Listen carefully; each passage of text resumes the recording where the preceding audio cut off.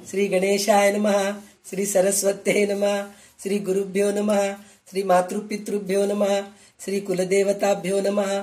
ओम श्री परमात्मने नमः. काल आपला 17व्या दशकामध्ये 5 समास पूर्ण झालेले आहेत. तर इथे रामदास स्वामी आपल्याला नुसतं ज्ञान घ्या म्हणून पहिले शिकवलं. नुसतं ज्ञान घ्या म्हणलं तर तुम्ही पहिले शिका असं आपल्याला पहिले सांगितले होते. पण ह्या दशकामध्ये काय सांगतायत की तुम्ही आता पुष्कळ शिकलात, आता दुसऱ्यांना शिकवा. तुम्हाला पुष्कळ काही ज्ञान मिळालेलं आहे, आता दुसऱ्यांना ज्ञान द्या.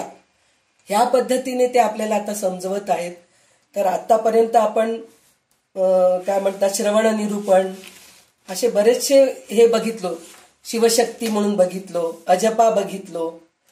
तर आता आज देहात्म निरूपण म्हणून आहे आणि त्यानंतर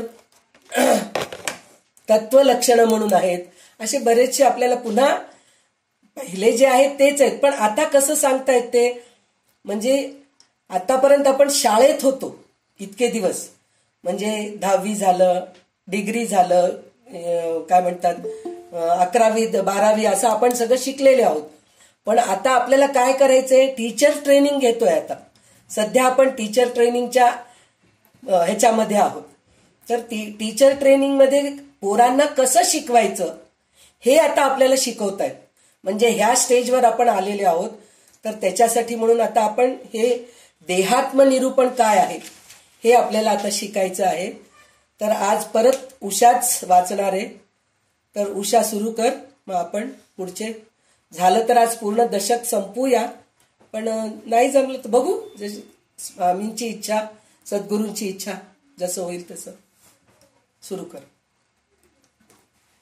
जय जय रघुवीर समर्थ. गणेश शारदा चैव सद्गुरु सज्जनस्तथा आराध्य दैवतं गुह्य सर्वमे रघुनंदन. गणेश शारदा सद्गुरु संत सज्जन कुळेश्वरू सर्वही माझा रघुवीरू सद्गुरु रूपे. माझे आराध्य दैवत परम गुह्य गुह्यातीत गुह्यपणाची मात न चले जेथे यो जातो मरुदंशज क्षितितले संबोधयन् सज्जनान् ग्रंथं यो रचयन् सुपुण्यजनकं श्रीदासबोधाभिकं यः कीर्त्या पठनेन सर्वविदुषां स्वान्तापहारी सदा सोऽयं मुक्तिकरक्षितो विजयते श्रीरामदासो गुरु.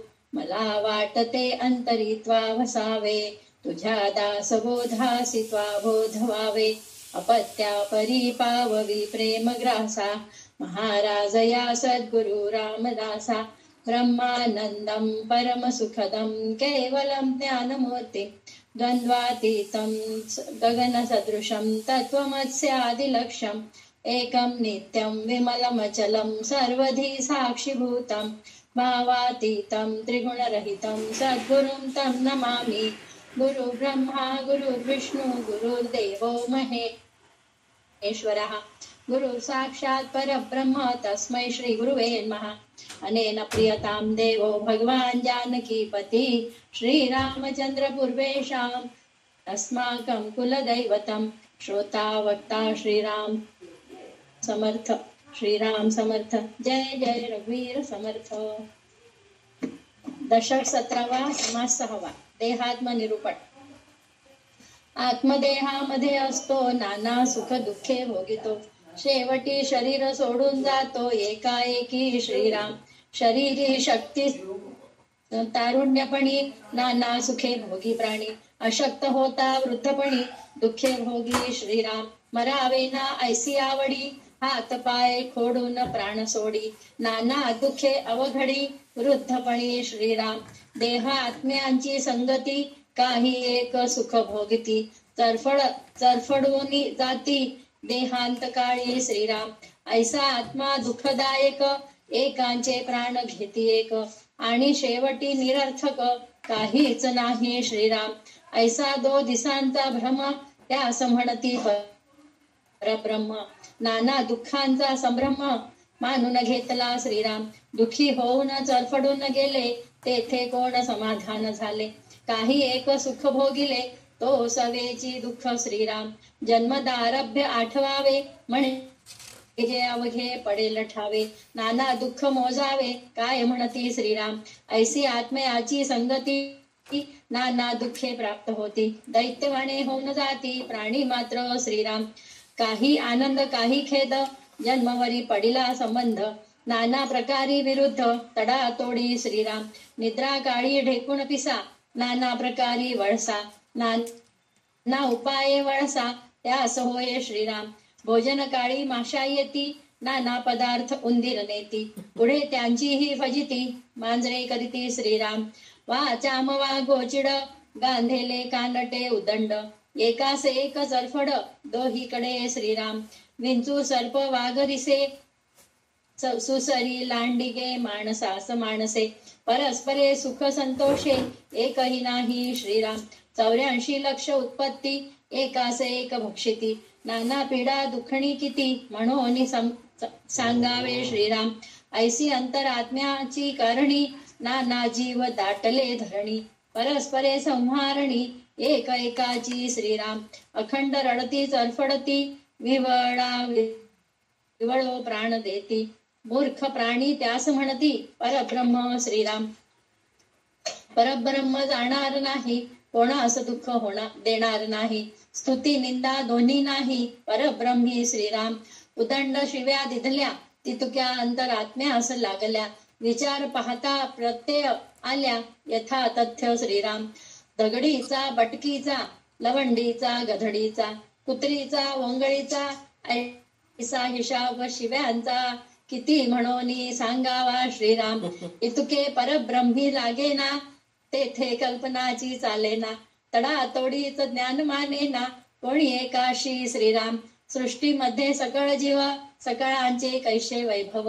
या कारणे ठाया ठाव निर्मिला देवे श्रीराम. उदंड लोक बाजारीचे जे जे आले ते वेचे. उत्तम तितुके भाग्याचे लोक घेती श्रीराम. येणेच न्याय अन्नवसन येणेची न्याय देवतार्चन. येणेची न्याय ब्रह्मज्ञान प्राप्तव्यासारिखे श्रीराम. अवघेच लोक सुखी असती संसार गोड करून नेती. महाराजाचे वैभव भोगिती ते करंट्यास कैचे श्रीराम. परंतु अंती नाना दुखे तेथे होते सगट सारिखे. पूर्वी भोगिली नाना सुखे अंती दुःख सोसवेना श्रीराम. कठीण दुःख सोसवेना प्राण शरीर सोडिना. मृत्यू दुःख सगट जना कासा विस करी श्रीराम. नाना अवयहीन झाले तैसेची पाहिजे वर्तले. प्राणी अंत काळी गेले कासा विस होनी श्रीराम.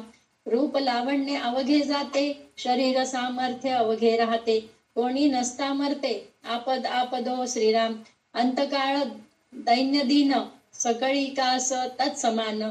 ऐसे चंचळ अवलक्षण दुःखकारी श्रीराम. भोगून अभोगता म्हणती हे तो अवघीच भजिती. लोक उगेच बोलती पहिल्या विण श्रीराम. अंतकाळ आहे कठीण शरीर सोडीना प्राण. बराड्या सारिखे लक्षण अंतकाळी श्रीराम. इति श्रीदास बोधे गुरु शिष्य संवादे देहात्म निरूपण नाम समास 6वा. श्रीराम समर्थ श्रीराम. तर आता आपण अजपा निरूपण हे बघितलं होतं गेल्या समासामध्ये. म्हणजे आपण 24 तास आपल्या मुखामध्ये भगवंताचं नाम कसं राहायला पाहिजे हे आपण बघितलं होतं. तर हे 24 तास आपल्या मुखामध्ये राहण्यासाठी म्हणून काय करायचं म्हणून म्हणलं तर काल काय म्हणलं होतं आपण, सुखीपेक्षा आनंदी राहायचं, समाधानी राहायचं, तर आपल्याला ह्या गोष्टी जमतात हे म्हणून म्हणलो होतो आपण. पण ते सुखी आणि समाधानी राहणं हे पण एखाद्या वेळेस जमतं, पण शेवटी देहात्म निरूपण आलेलं आहे आपल्याला.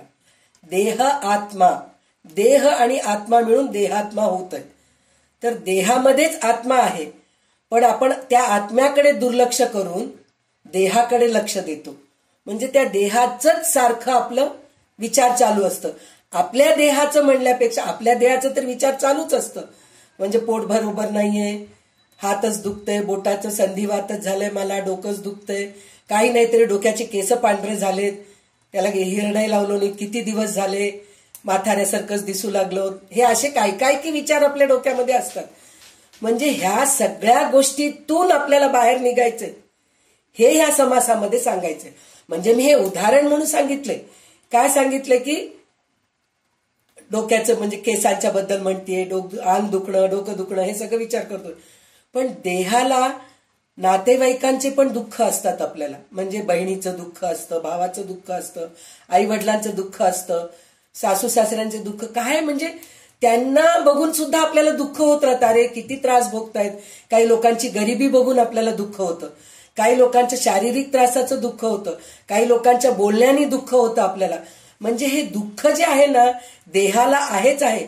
सुख कमी आहेत कारण आपण सुख मानत नाही. ते एक परवा व्हॉट्सअपवर ते एक मेसेज आला होता की सुखाला विचारलं म्हणे की बाबा दुःख सारखा येत असतो, माझ्या घरी येतो जातो चालूच आहे, पण सुख कधीतरी एकदा येतो, असं का? तुला काय माझे घर आवडत नाही का? म्हणून सुखाला विचारलेत म्हणे. तर सुख म्हणला मी खरं रोज तुमच्याकडेच असतो, पण तुमचं लक्ष माझ्याकडे नाहीये. कसं काय असतो?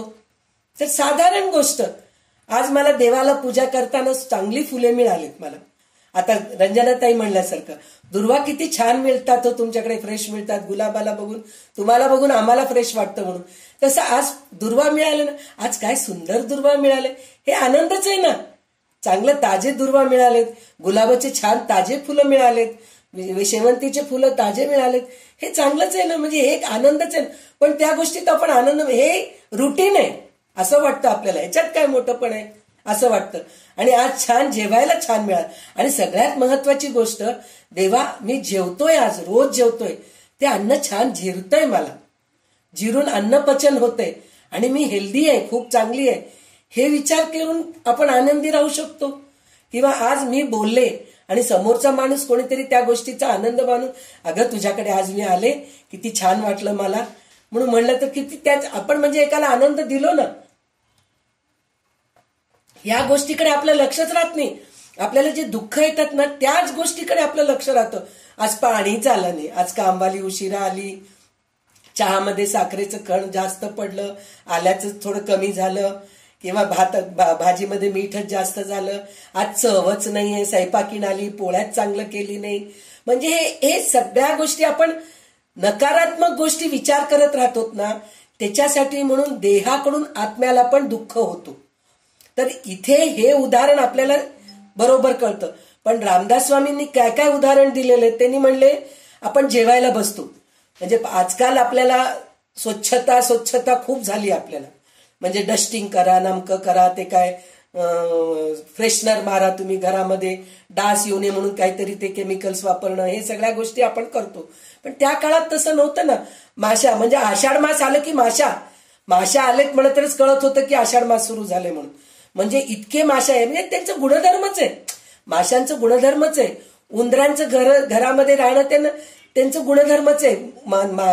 उंदरांना मांजरं खाणं हे त्याचं गुणधर्मच आहे. म्हणजे त्याच्यामुळेच तो जगतो. जीवे जीव ते म्हणतो ना ते, म्हणजे एकाच्या प्राण्यावर ते एक जण जगतोय. आपण व्हेजिटेरियन आहोत, शाकाहारी आहोत म्हणून भाजीपाला, भात, वरण वगैरे सगळं खाऊन आपण जगतोय. पण काही लोक मांसाहारी आहेत, त्यांना ते म्हणजे आता जर बकरी किंवा कोंबड्यांचं जर जास्त जर झालं असतं म्हणजे विश्वामध्ये, तर नुकसानच झालं असतं. जाऊ दे, ते खाताय तर खाऊ दे ना. म्हणजे हे एकाच्या जीवावर एक जण जगायचं हे सृष्टीने निर्माण केलेलंच, तर ते तर सगळं व्हायचं. तर त्याच्यामध्ये उदाहरण रामदास स्वामी आपल्याला काय देतात, म्हणजे दुःख, शरीराला दुःख आहे पण त्यामुळे आत्म्याला पण ते दुःख होतं असं म्हणून म्हणतायत ते. तर म्हणजे काय काय दुःख सांगितलंय त्यांनी त्याच्यामध्ये, की उंदीर येऊन पदार्थ घेऊन जातात, मांजर येऊन दूध पिऊन जाते, सांडून जाते, नासाडी करते, माशा आपण जेवताना आपल्या अन्नावर बसतात, झाकण नाही लावलं की त्याला हे करावं लागतं. पहिल्या काळामध्ये ढेकून राहायचे, ते चावायचे. म्हणजे हे अशा सगळ्या गोष्टी व्हायचे. म्हणजे हे सगळं शरीराला त्रास आहे, हे त्रास आपण आत्म्याला पण करून घेतो. खरं तर आत्मा ह्याला काहीच नाही. नैनन चिंदंती शस्त्रानी नैनन दहती पावक, हे उगीच म्हणलेले आहेत का भगवानांनी भगवद्गीतेमध्ये? नैनन चिंदंती शस्त्रानी हे उगीच म्हणले नाहीयेत. म्हणजे आत्म्याला ना मरण आहे ना जन्म आहे, ना सुख आहे, ना दुःख आहे. त्याला कोणी मारू शकत नाही, त्याला कोणी जाळू शकत नाही, त्याला कोणी वाळवू शकत नाही. हे सगळं आपल्याला भगवद्गीतेमध्ये सांगितलेलं, आपण दासबोधामध्ये पण हे ऐकलेले आहोत. तरी सुद्धा आपण त्याला त्रास देतो, आत्म्याला त्रास देतो. म्हणजे देहात्म हे आपल्या देहात्म्याला इतकं त्रास मानून घेतो की हे मरेपर्यंत आहे आपल्याला. तर हे देहाचं वृत्ती सोडून आत्म्याकडे जावं, हे आपल्याला ह्या समासामध्ये रामदास स्वामी आपल्याला शिकवत आहेत. की ते म्हणतायत की देहाकडे लक्ष देऊ नका तुम्ही. म्हणजे ह्याच्या अगोदर त्यांनी कसं सांगितलंय, काय आपलं उपासना करा, तुम्ही साधना करा, अजपाजप करा, हे सगळ्या गोष्टी करतोय. पण हे करण्यासाठी म्हणून काय करावं लागतं, देहाकडे आपण दुर्लक्ष करावं लागतं. देहाकडे दुर्लक्ष केलं तरच आपल्याला हे सगळ्या गोष्टी होतात. आता ह्याच्यामध्ये त्यांनी अजूनही सांगितलंय की काही लोकांकडे पैसा भरपूर असतं, वैभव असतं, काही लोकांकडे नसतं. पैसा असणारा एकदम सुखी आहे म्हणून नाचू नका, पैसा नाही म्हणून रडू नका. आज तुमच्याजवळ आहे, निघून जाईल, उद्या माझ्याजवळ नाही, येईल पुन्हा मला, असं सगळं काही होतं. तर प्रत्येक गोष्टी दुःख मानत बसत ते हे करू नका. जसं आता आपण 10 मिनिटापूर्वी आपण जे चर्चा केलो होतो की काही न करण्यापेक्षा करणं बरं. आता पहा, बऱ्याच लोकांचं हे विषय असतं असं. म्हणजे एक तरुण माणसांचं विचार काय असतं की आम्हाला ऑफिस आहे, आम्हाला घरकाम आहे, म्हणजे खूप टेन्शन आहे, स्ट्रेस आहे आम्हाला, त्याच्यामुळे आम्ही देवपूजा वगैरे करू शकत नाही, हे असं म्हणतात. पण जर देवपूजा करू शकत नाही म्हणून जे आपण म्हणतोय की नाही, आपण जसं दररोज आपला नियम काय आहे, सकाळी उठतो, आंघोळ करतो, शौचाला जातो, सगळं करतो, जेवण करतो, ऑफिसात जाऊन काम करतो, घरी आल्यानंतर टीव्ही बघतो, मग झोपतो. हे जसं आपलं रुटीन आहे की नाही, त्याच्यामध्ये 5 मिनिटं देवाला दिलं तर ते पण एक रुटीन केलं तर चुकीचं नाहीये. पण मला वेळच नाहीये म्हणून जे देवाचं करत नाहीये ते मूर्खपणाचं आहे, हे असं आहे. तर तसंच देहाच्या बद्दल सुद्धा आपण विचार असं करावं की हे आपल्याला भोग आहेत, हे भोगावंच लागतं. जसं बाल्यपण, तारुण्यपण, म्हातारपण एकानंतर एक येणारच आहे. तर म्हातारपण आलं म्हणून आपण त्याच्याकडे त्रासवृत्तीने का बघावं, आपण नाही बघायचं तसं. तर ते दुःख आहे म्हणून न राहता आपण सतत आनंदी राहायचा प्रयत्न करावं. देहाला दुःख होऊ लागले हे करत आपण जर राहिलो तर ते मूर्खपणाचे लक्षण आहेत म्हणल्यासारखं आहे. तर जेवढे म्हणजे त्यांनी काय सांगितलंय, आता याच्यामध्ये त्यांनी पुष्कळ जनावरांची पण नावं दिलेली आहेत. उवा म्हणजे डोक्यामध्ये उवा असतात आपल्याला, तर ते उवा आपल्याला हे करतात, तातडे म्हणजे चावतात वगैरे. गोचीड आहे, गांधील माशा आहेत, हे सगळे नाना प्रकारचे प्राणी. या प्राण्यात एकमेकाविषयी वैर असते, म्हणजे वैर आहेच आहे, राहणारच आहे. या सर्व प्राण्यांमध्ये परस्परांबद्दल प्रेम, सुख, संतोष कुठेही आढळत नाही. जगात एवढे 84 लक्ष योनी प्राणी आहेत, म्हणजे योनी आहेत, पण ते एकमेकांना खातात. जगात पिंडाचे व दुःखाचे इतके प्रकार आहेत की त्या सर्वाचे वर्णन करणे शक्यच नाहीये. म्हणजे एवढे दुःख आहेत, सुख कमी आहेत, दुःख जास्त आहेत, तर त्याचं इतकं करू नये ते म्हणतायत की नाही, मी वर्णन करू शकत नाही असं म्हणतायत. म्हणजे हे सगळं आहे तरी त्या गोष्टीकडे आपण दुर्लक्ष करावं म्हणून. शेवटी त्यांनी शिव्या म्हणून पण दाखवलेत. धडकीचा, बटकीचा, लवंडीचा, गधडीचा, कुत्रीचा, चांडाळणीचा, आपण म्हणतो ना, अगं हे म्हशे म्हणून बोलावतो आपण असं. म्हणजे हे असे सगळे शिव्या सुद्धा आहेत. ते यापैकी काही सुद्धा परमब्रह्म स्पर्श करू शकत नाही. किती का तुम्ही म्हणजे हे आपण समजून घ्यायला पाहिजे म्हणून हे सगळ्या गोष्टी ते आपल्याला समजून सांगतायत की शिव्या आहेत, जनावरं आहेत, आपल्याला त्रास देणारे आहेत, पण ह्या सगळ्या गोष्टीकडे लक्ष द्यायचं नाही. जसं परब्रह्माला हे सगळ्या लागू होत नाहीत तसं आपल्यालाही लागू होऊ नये, ह्याप्रमाणे आपण जगायला पाहिजे म्हणून सांगितलेले. तर त्याच्यामध्ये परब्रह्माच्या ठिकाणी मानवी कल्पना चालू शकत नाही. असंबद्ध ज्ञान कोणालाही मान्य होणार नाही. सुख दुःख, निंदा, स्तुती, शिव्या, स्तवन इत्यादी गोष्टी दृश्याच्या किंवा चंचलाच्या क्षेत्रातील आहेत. म्हणजे आपण निंदा शिव्या म्हणतो, स्तुती पण म्हणजे आपली स्तुती करणं हे सुद्धा नको आपल्याला स्तुती करणं. आपण निंदा केलं की वाईट वाटतं, स्तुती केलं की अजून करावं वाटतं. पण स्तुती करू लागलं तर काय होतं, आपला अहंकार वाढत जातं, मग आपण त्याच्यामध्ये अडकून पडतो. म्हणजे ते स्तुती सुद्धा चंचळच आहे, म्हणजे त्या गोष्टीकडे आपण जाऊ नये. त्याचा संबंध परब्रह्माशी लावणे हे असंबद्ध ज्ञान होय, ते कोणास पटणार नाही. म्हणून म्हणतात, म्हणजे आपण जे विष्णू सहस्रनाम, ललिता सहस्रनाम, देवाची स्तोत्र वगैरे सगळे म्हणतो की नाही, शेवटच्या ज्या टप्प्यावर आपण पोचतो, म्हणजे बद्ध साधक बद्ध मुमुक्षु साधक होऊन जेव्हा आपण सिद्धापर्यंत जातो, तेव्हा गेल्यानंतर हे स्तोत्र वगैरे सुद्धा म्हणायची गरजच नाहीये, वाटतच नाही आपल्याला म्हणावं म्हणून. आपण एका आनंदामध्ये हे होऊन गेलेला असतो, गुंग होऊन गेलेला असतो. आपल्याला देवाची स्तुती करावं वाटत नाही, काही नाही, सतत एक परमानंदामध्ये असतो आपण. त्या स्थितीमध्ये आल्या तेव्हा ही भगवंताची स्तुती करायची पण गरज नाहीये, असं म्हणून आपल्याला इथं सांगतायत. ते पण कोणाला पटत नाही. असं कसं म्हणता हो, देवाचं नामस्मरण करतोय ते काय स्तुती नाही काय? अहो, देवाचं नामस्मरण तुम्ही करत नाहीये, ते आपोआप होतंय. म्हणजे आपण कालच शिकलो अजपाजप, ते आपोआप होतंय.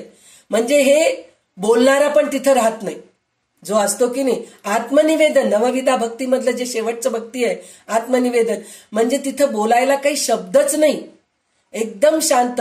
त्याला जाऊन आपण विचारलो काय करताय, म्हणजे काय नाही, मी आनंदात आहे, माझं काही नाही. काय चालू आहे तुमचं सध्या, काय वाचन, काही वाचत नाही, मी आनंदात आहे. आता आपण म्हणतो नाही हो, आमचं दासबोधाचं हे चालू आहे बरं का, विवरण करतेय मी, सकाळी मला उठावं लागतं, अभ्यास करावा लागतो, खूप अवघड आहे बरं का, त्याच्याशिवाय सांगता येत नाही, हे आता आपण बोलतो.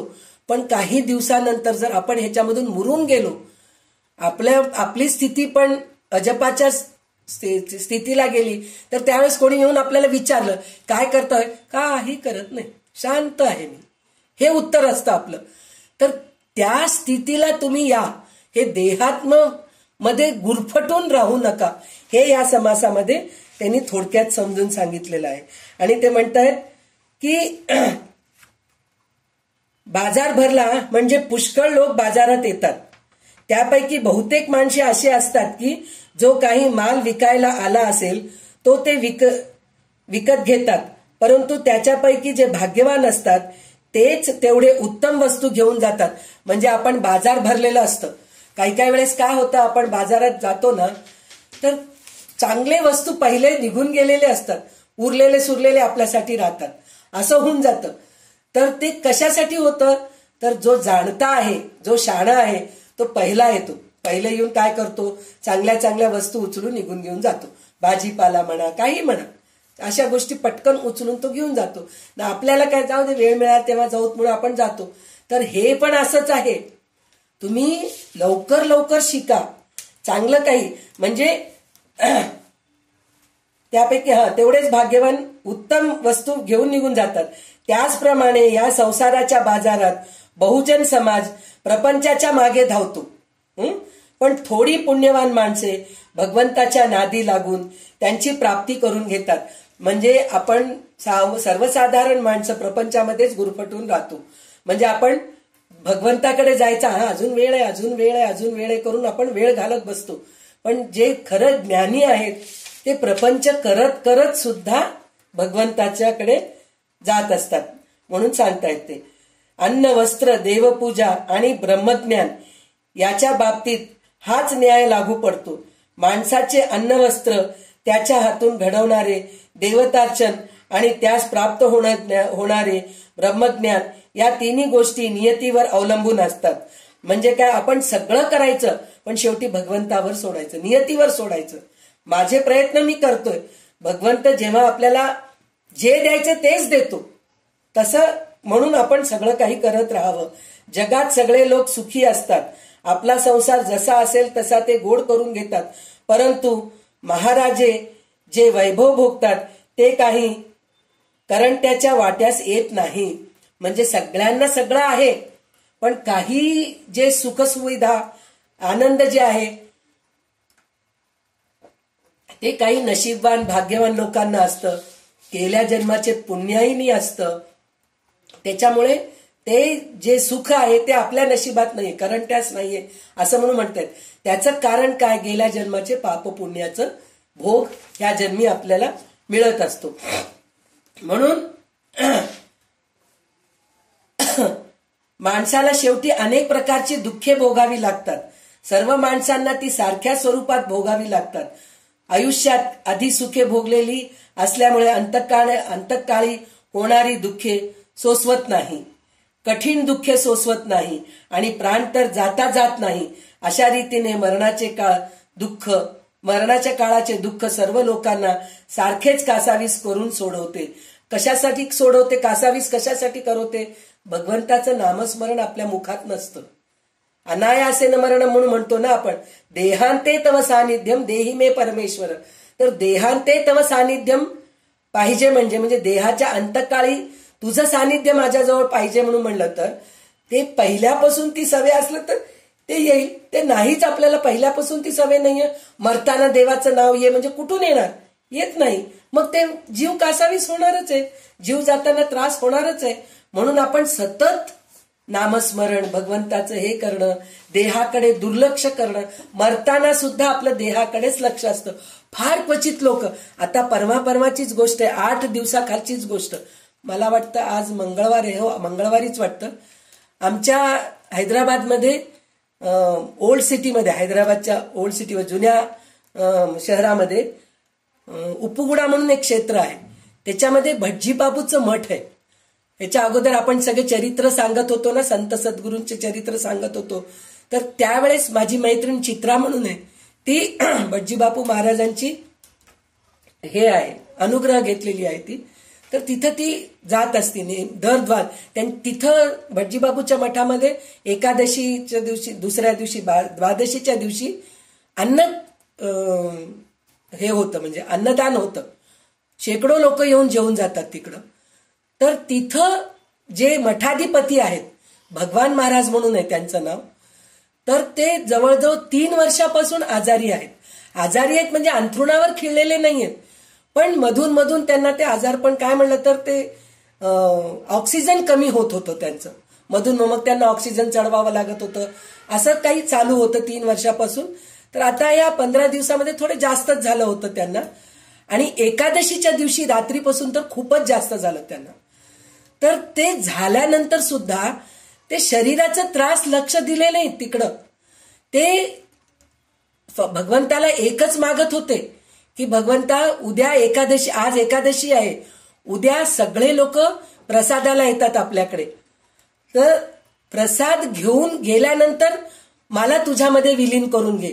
पण प्रसाद चालू असताना किंवा नैवेद्य व्हायच्या अगोदर जर तू माझ्यामध्ये विलीन करून घेतलात तर सगळे लोक उपाशी जातील. तर ते पाप मला नको रे भगवंता, अशी प्रार्थना करत होते ते.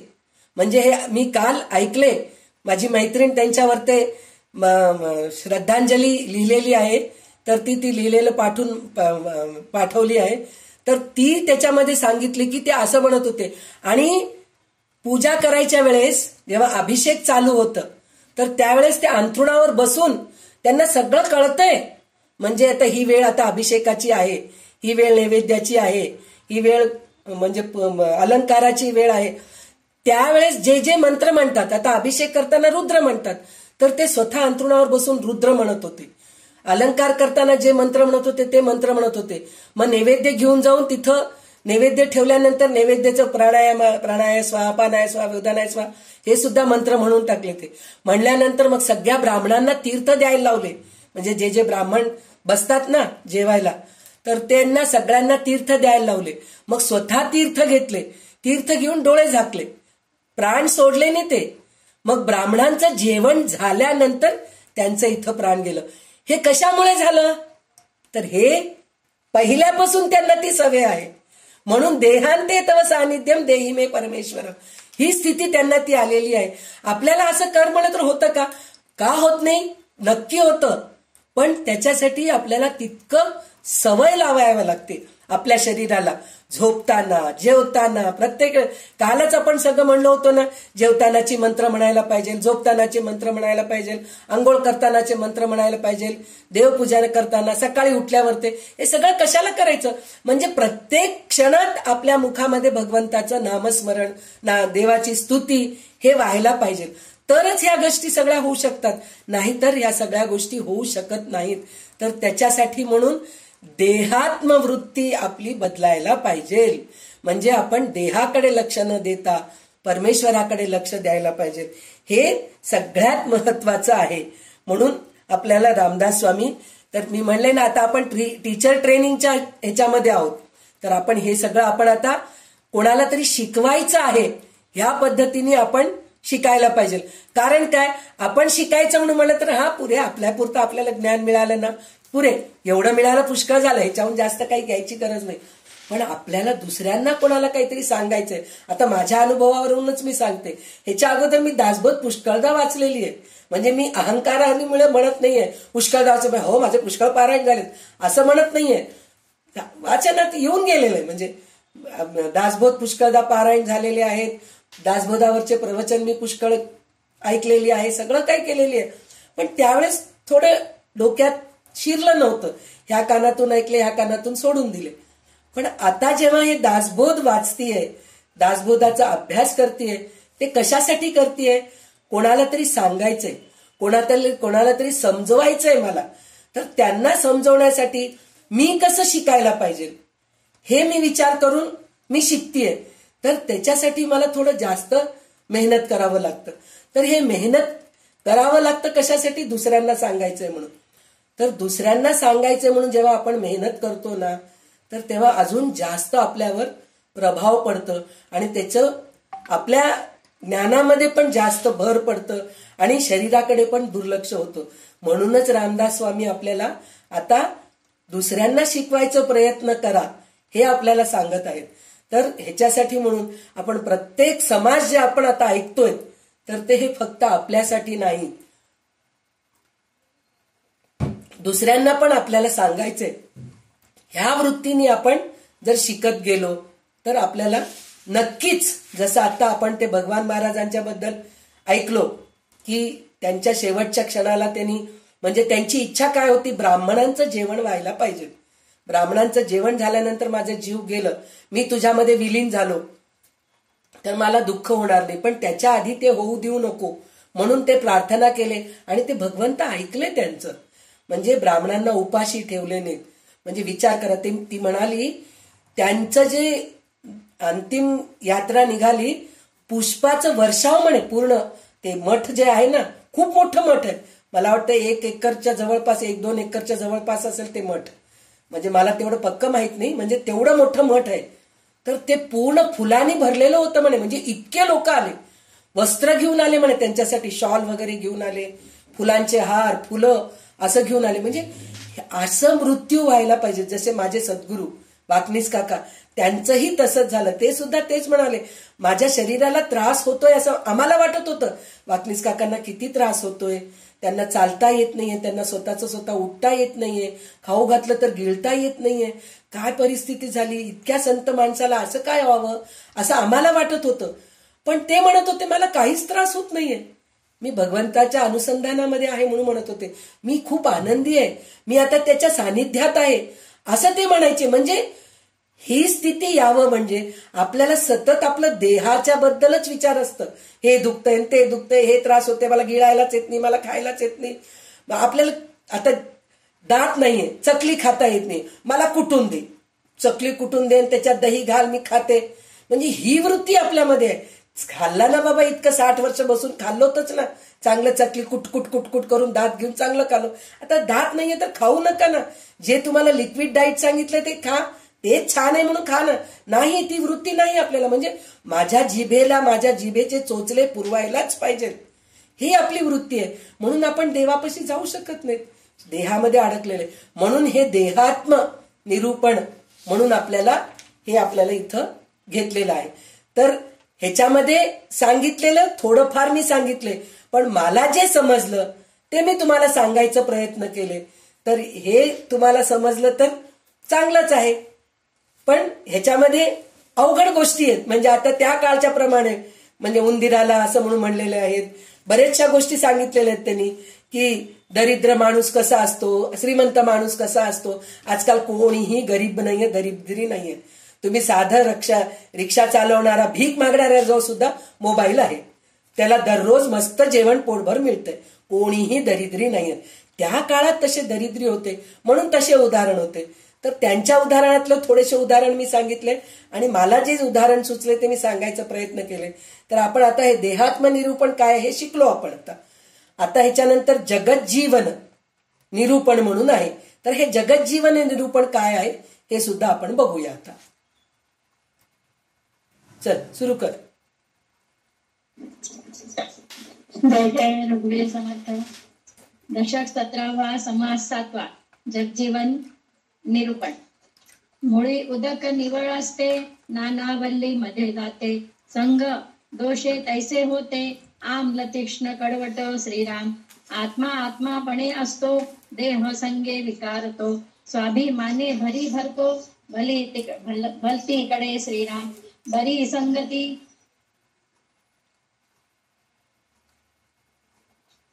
बरी संगती सापडली, तैसी उसास गोडी आली. विषवल्ली पांपावली, घातकी प्राणी. श्रीराम 18 भार वनस्पती, गुण सांगावे ते किती. नाना देहाचे संगती, आत्म्यास होय. श्रीराम त्यामध्ये कोणी भले, ते संत संगे निघाले.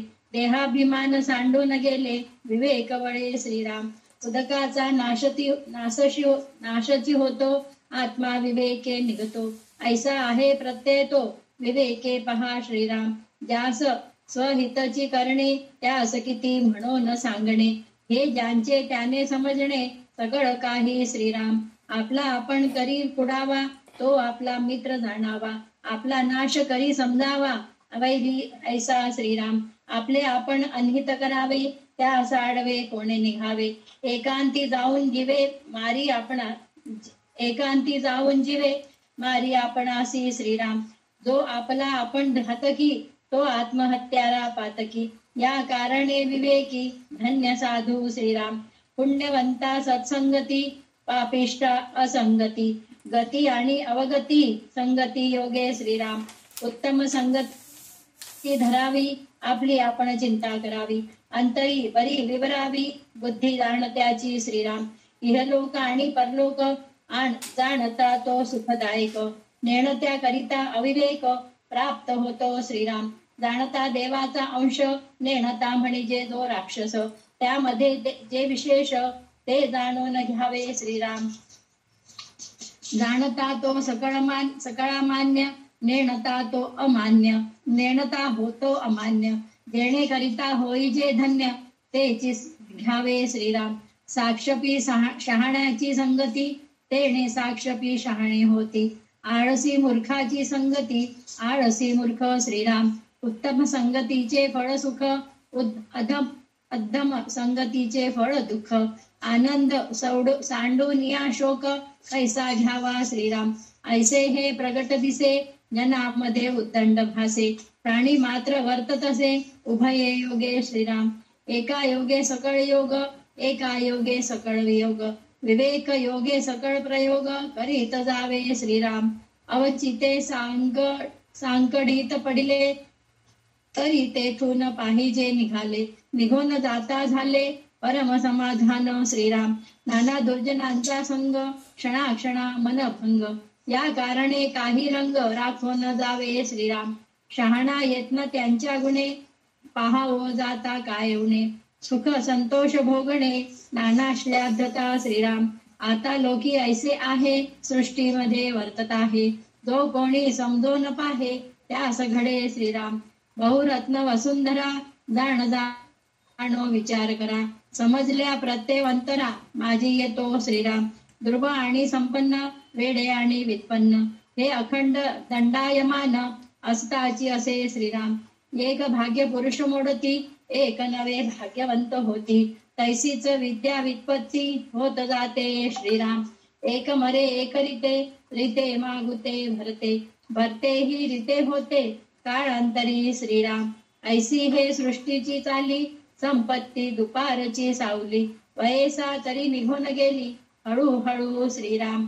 बाळ तारुण्य आपले, वृद्धाप्य प्रचितीस आले, ऐसे जाणून सार्थक केले, पाहिजे कोणी एक श्रीराम. देह जैसे केले तैसे होते, यज्ञ केले कार्य साधते, तरी मग कष्टावे ते, काय निमित्त श्रीराम. तिथे श्रीदास बोधे, गुरु शिष्य संवादे, जगजीवन निरूपण नाम, समास सातवा, श्रीराम समर्थ श्रीराम. तर आता इथं जगजीवन म्हणून सांगितलेलं आहे. तर जगजीवन म्हणून म्हणलं तर काय, जगामध्ये सगळं काही आहे, ज्या आपण जगामध्ये जीवन जगतोय त्याच्यामध्ये सुख आहे, दुःख आहे, चांगलं आहे, वाईट आहे, हे सगळं काही आहे. पण आपलं विवेक काय आपल्याला करवतं, ह्या गोष्टीकडे आपण लक्ष द्यायला पाहिजे, हे सांगितलेलं आहे. म्हणजे आपलं हे जगजीवन मध्ये तर सगळं काही चांगलं वाईट सगळंच आहे. म्हणजे आता म्हणतो आपण हे दारू म्हणतो, एक एक एक उदाहरण म्हणून दारू आहे. आपण औषधामध्ये दारूचा प्रयोग करतो, थोडंसं दारूचा प्रयोग करतो, म्हणजे ते दारू नाही, वाईन ब्रँडी असं म्हणून म्हणत नाहीये. म्हणजे दारू म्हणजे एक औषधच आहे, पण ते किती प्रमाणात घालतात त्या त्या दारूच्या प्रमाणाने आपल्या शरीराचे जे रोग आहेत ते कमी होतात, ते एक आहे. आणि दारू म्हणतो आपण, ते दारू आपण फटाकेमध्ये पण उपयोग करतो. ते ते ते फटाके कशा प्रकारे आपण वापरायचं ते सुद्धा, म्हणजे किती प्रमाणात ते दारू वापरलं तर ते फटाके तयार होतात, हे सगळ्या गोष्टी आहेत. पण तेच दारू जर आपण खूप पीत गेलो तर आपलं शरीर नाश होणारच आहे, असं होतं. तंबाखू आहे, लवंग आहे, विलायची आहे, ह्या सगळ्या ज्या गोष्टी आहेत, कोणत्याही गोष्ट, आंबा आहे, साखर आहे, साखर आपल्याला छान लागलं, गोड लागतंय म्हणून आपण काय रोज भात वरण न जेवता, भाजी पोळी न खाता नुसतं साखर खात बसतो का? नाही खात बसत. म्हणजे त्याला एक लिमिट आहे, त्याला एक नियम आहे, तुम्ही इतकंच करा, इतकंच हे करा. त्याचप्रमाणे विवेक वापरायचं.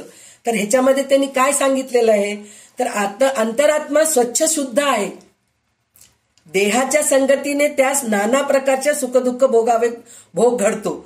संगतीचा परिणाम असा आहे. म्हणलं तर काय, हे आत्मा आपल्या बरोबर आहे, आपल्या शरीरामध्ये आहे. तर आपल्या शरीराला आपण सुखदुःख भोगू लागलो तर ते आत्म्याला पण त्रास होतो, असं म्हणून ते म्हणतात. तर म्हणून आपण शरीराला काय करायचं हे आपण आपलं ठरवायचं. आणि त्याच्यानी त्यांनी काय सांगितलेलं आहे, त्यांनी म्हणले की देह धारण केल्यावर जे लोक शांत होतात आणि विवेकाने देहाभिमान सोडून देतात तेच धन्य होतात.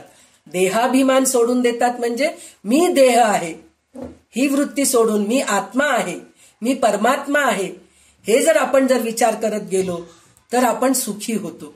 पण जेव्हा आपण देह आहे, गेल्या समासातच आपण बघितलो की नाही, देहात्म निरूपण म्हणजे आपण देहात्मामध्ये जेव्हा असतो देहाचाच विचार करत असतो, देहाच्याच बद्दल हे करत राहतो, तर ते देहाभिमान सोडून देतात तेच धन्य होतात. जगात आपण आपले मित्र किंवा शत्रू होतात. म्हणजे काय, मित्र किंवा शत्रू होतात म्हणून म्हणलं तर मित्र कशाने होतो आपण, की सगळ्यांचे मित्र, काय जगमित्र आहे बाबा तो माणूस, काय सगळ्यांशी छान वागतो, सगळ्यांच्या मदतीला जाऊन जातो. कशामुळे होतो, त्याच्यामध्ये ती चांगुलपणा आहे. पण काही काही माणसे असे असतात पा त्याच्याजवळ जावं म्हणजे आवडत नाही बाबा, चित्र स्वभाव आहे त्याचं, चिडचिडच करत राहतो, गेलं की रागराग करतो, नाही ते बडबड करतो, कंटाळवाणा माणूस आहे तो, असं म्हणून आपण जात नाही. म्हणजे शत्रू मित्र. म्हणजे हे शत्रू मित्र कशामुळे, चांगलेपणामुळे. तर शरीर पण तसंच आहे. आपण जर चांगल्या गोष्टी आपण जर विचार करत राहिलो तर आपण सतत आनंदी राहतो. पण वाईट गोष्टी विचार करत राहतो म्हणजे जगामध्ये आपण जे जीवन जगतोय तर त्याच्यातले सगळे चांगल्या गोष्टी जर आपण ग्रहण करत गेलो तर आपण आनंदी राहतो. पण त्याच्यातले दुःखच जर आपण बघत बसलो, दुसऱ्यांच्या बद्दल वाईट चिंतन करत आहेत, दुसऱ्यांचे सतत आपण निगेटिव्ह काढत राहतो. आता आपल्या घरातच एक व्यक्ती असते, तिच्याबद्दल जर आपण सारखं वाईटच जर विचार करू लागलो, म्हणजे ती अशी करती, ती तशी करती, तिच्यामध्ये ते वृत्तीच नाहीये, तिच्यामध्ये ते हेच नाहीये, असं जर आपण विचार करत गेलो तर ती आपली शत्रूच बनते. पण ती तशी जरी असली, नाही हो ती तशी असली तरी पण ह्या गोष्टी तिच्या चांगल्या आहेत बरं का, ती जर असं बोलत नसेल पण पटकन मदतीला धावून येते बरं का, काहीतरी अडचण असलं की पटकन येते ती. असं जर आपण तिच्यामधले चांगल्या गोष्टी त्या माणसामधल्या चांगल्या गोष्टी जर आपण विचार करत गेलो तर आपल्याला आपणही आनंदी राहतो, तर समोरचा माणूस सुद्धा आनंदी राहतो. पण आपण तसं करत नाही. तर हे तसं करू नका म्हणून सांगतायत ते. आणि त्याच्यानंतर माणसाला संगतीने गती किंवा अधोगती प्राप्त होते. म्हणजे संगत कसं आहे त्याच्यावरच आपली काय म्हणतात हे होते, वाढ होते. म्हणतो ना मुलांना, आपण म्हणतो ना चांगले संस्कार द्यायला पाहिजे. म्हणजे आपल्या संस्कारामध्ये जर मुलं वाढत गेले चांगल्या संस्कारामध्ये, तर त्यांना ते पुढे जाऊन खूप चांगलं कामाला येतं. पण तेच मित्र, वाईट मित्र भेटले तर काय प्रभाव होतो, त्यांना सगळं वाईट व्यसनं लागतात. म्हणून संगत चांगलं राहायला पाहिजे म्हणून सांगितलेलं आहे. तर त्याच्यामध्ये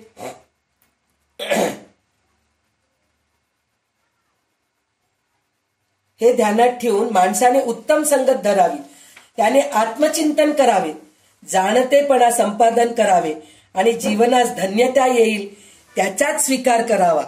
आत्मसुखासकट सर्व सुखे मिळणे हे उत्तम संगतीचे फळ होय. म्हणजे सर्व सुख मिळतं पण आत्मसुख मिळत नाही.